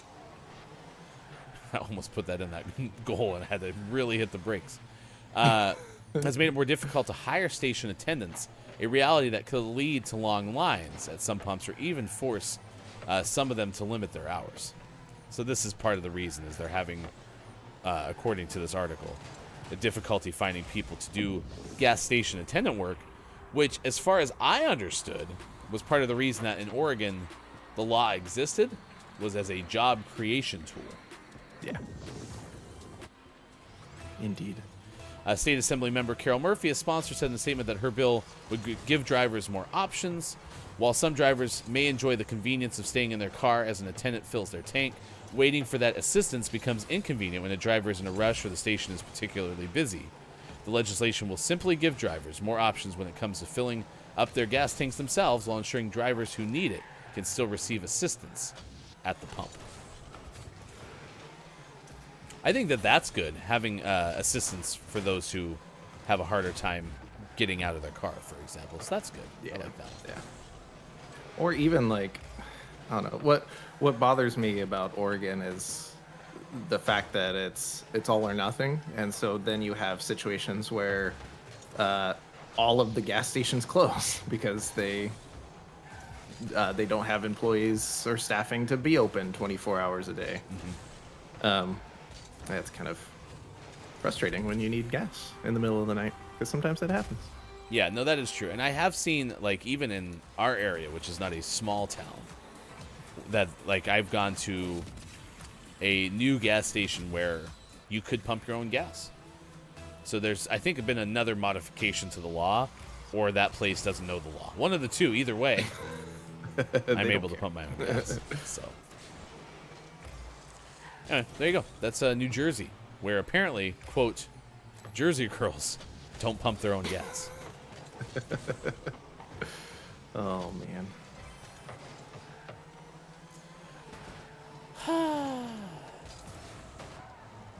Kalaf goes, are rubs dry sauces? I think rubs would be powdered sauce. Yeah. Dehydrated sauce. Highly concentrated dry sauce or powdered sauce. But I've even found myself, like, that's the kind of wing I think I like better now. Is a dry rub. I just don't like the messiness. Yeah. I don't like the messiness either, but it's delicious, so I do it anyway. Well, even go back to the last time you and I got wings, which wasn't that the day after Thanksgiving? Probably. And so we ended up getting wings because we hadn't had them for so long. And I think that's part of the reason I ended up going to boneless wings, is you could start eating them with a fork. Yeah. So, less messy. I definitely kept you out of that play. You bullied me a lot on that play. Even on the kickoff, you almost hit me out of the way. Yeah. We were having a side-by-side race. Maybe you didn't get the memo, but we were racing in the... we were racing for pink slips. All right. That's okay. Mercifully, today's Rocket League games are over, because today was rough. Whatever queue we got in, I would like to not be in that again, please. Pass. Yeah, hard pass. 8:52 West Coast, 11:52 out East. It is 4:52 for those watching GMS in the UK. If you want to read more about New Jersey and gasoline, you can do so. Just go to this website here, and you'll be able to read the story, which is super exciting. Powdered marinades? Question mark? Powdered marinade is pre-sauce powdered sauce. Chris M.E., boneless wings are nuggets. Technically, boneless wings are saucy nugs. And wasn't that like... Saucy nugs are great. Yeah, it was some person at like a city council meeting last year was trying to get that approved. Yeah. So if you went to, say, like... Yeah, went to Wingstop, right? You would not legally be able, in whatever jurisdiction this person was trying to get this changed, go into it and be like, hi, I would like to get 6 honey barbecue boneless wings. They would not be legally called that. You'd have to order honey barbecue saucy nugs. I could have lived with that. All right, let's do the Gaming Morning Show Morning Gaming Renews. It's a recap of all the video game headlines of the day. And if you missed any of it, you can find it on our Twitter. Just go to Watch GMS and search hashtag GMS Morning Gaming News. We'll have takeaways that were pretty okay as well. You can start letting us know what those are. And then we'll send you somewhere if you're watching on Twitch after clip of the day. For the Gaming Morning Show Morning Gaming Renews, once again, here's hashtag video game expert Sean. Good morning. It is still Monday, March 7th, 2022, and this is your Gaming Morning Show Morning Gaming Renews. 343 has announced some information about the Halo Infinite multiplayer Season 2. It is being called Lone Wolves, and it is going to launch on May 3rd, 2022. A couple months away, but in the meantime, you can enjoy looking forward to playing as a Lone Wolf Spartan. 343 says in their announcement that Lone Wolf Spartans are hunters, trackers. They're resourceful improvisers operating deep in enemy territory without resupply or support. They're fierce, rugged, and prefer to work alone, but they're still loyal to the Spartan pack. Okay, sounds fun. So Season 2 coming early May 2022. We also talked about the upcoming Grand Theft Auto 5 port to PlayStation 5 and Xbox Series X/S. And if you are looking forward to that, which is coming out March 15th, you can get prepped for it by transferring your GTA 5 story progress, as well as your GTA Online character and progression data to your new systems in preparation for the game to launch. The link that we provided earlier that I provided right now has a step-by-step instructions on how to do so if you would like to prep your next-gen consoles. They also updated the graphic settings for PlayStation 5 and Xbox Series X in particular. Xbox Series S has some lessened versions, but the two top consoles, you'll get fidelity mode, which is native 4K resolution with ray tracing in 30 frames per second, performance mode, which locks in 60 frames per second with an upscaled 4K resolution, or performance RT mode, which is upscaled 4K resolution with ray tracing, still at 60 frames per second. So that'll be fun. In our last news story of the day, welcome to the year 2000. Nintendo Switch Online mobile app finally lets you see which friends are online. Thanks, Nintendo. You did it. This is update 2.0 for the app. Now you can see your friends are online. You can change your online status, and you can view your own friend code on the app. Before, you'd have to do all of this on the Switch. Out today is nothing. Nothing's out today. If today was the day you were like, finally, the weekend is over, had a lot going on, and now I get to sit down and play whatever brand new video game is out today. Well, I have some bad news for you. There were no brand new games out today. So, sucks to be us. Today's Billy Thundergun Award goes to Kalaf. Kalaf put in some extra overtime today. And I know that, Kalaf being a well-compensated friend of the show, we can't call Kalaf an employee legally. But very close to the show kind of friend. For the warm Kaookie Crisp.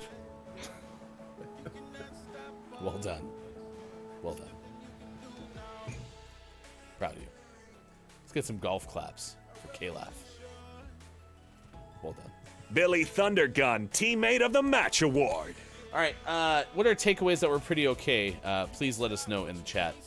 We appreciate everyone who's hung out with us for this edition of Gaming Morning Show, which will be back tomorrow as well, Monday through Friday, 6 to 9 a.m. Pacific Time, on Facebook Gaming, Twitch, YouTube, Twitter, and at GamingMorningShow.tv. It's time for the clip of the day. The clip of the day. Hey, look! It's the clip of the day. Toot toot. Rome. But we don't talk about that. Do we not like Rome? We don't talk about Brutus.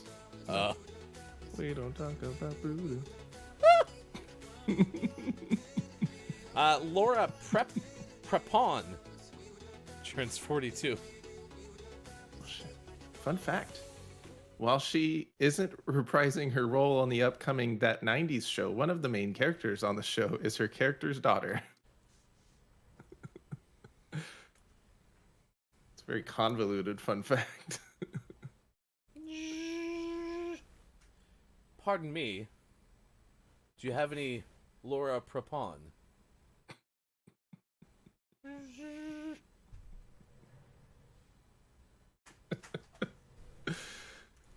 Fun fact, Laura's uncle or something's gray.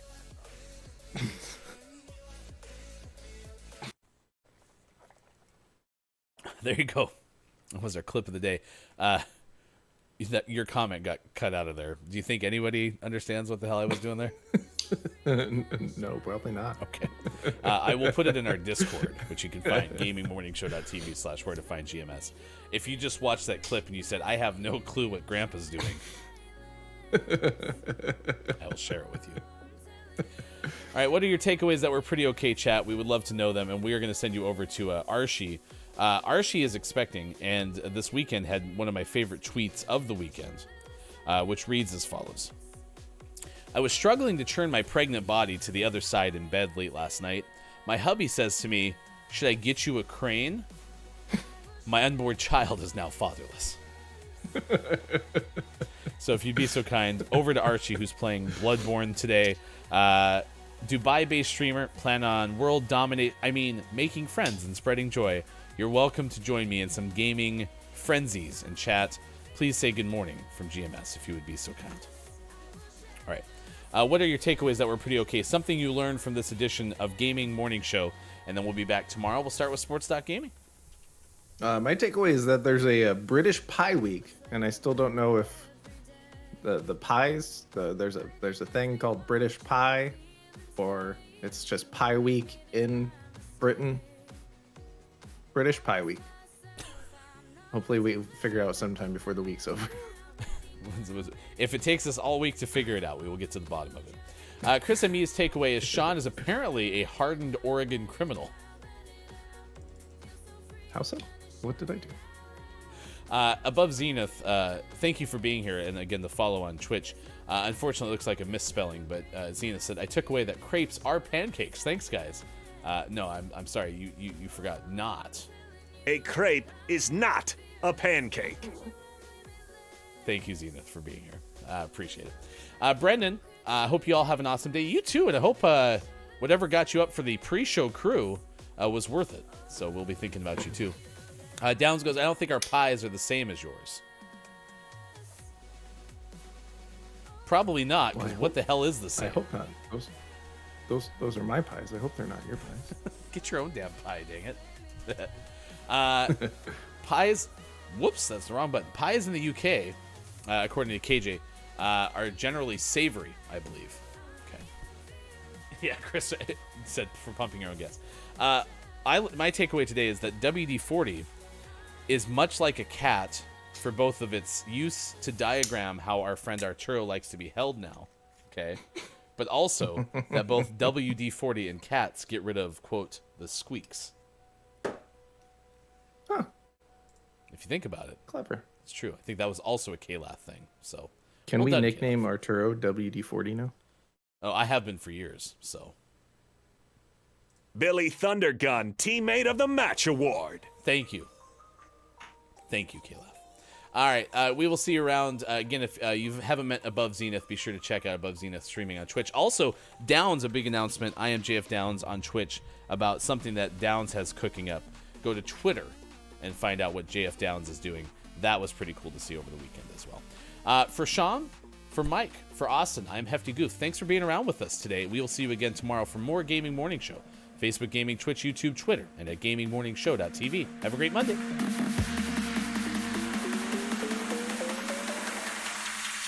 Everybody get up, it's the party song.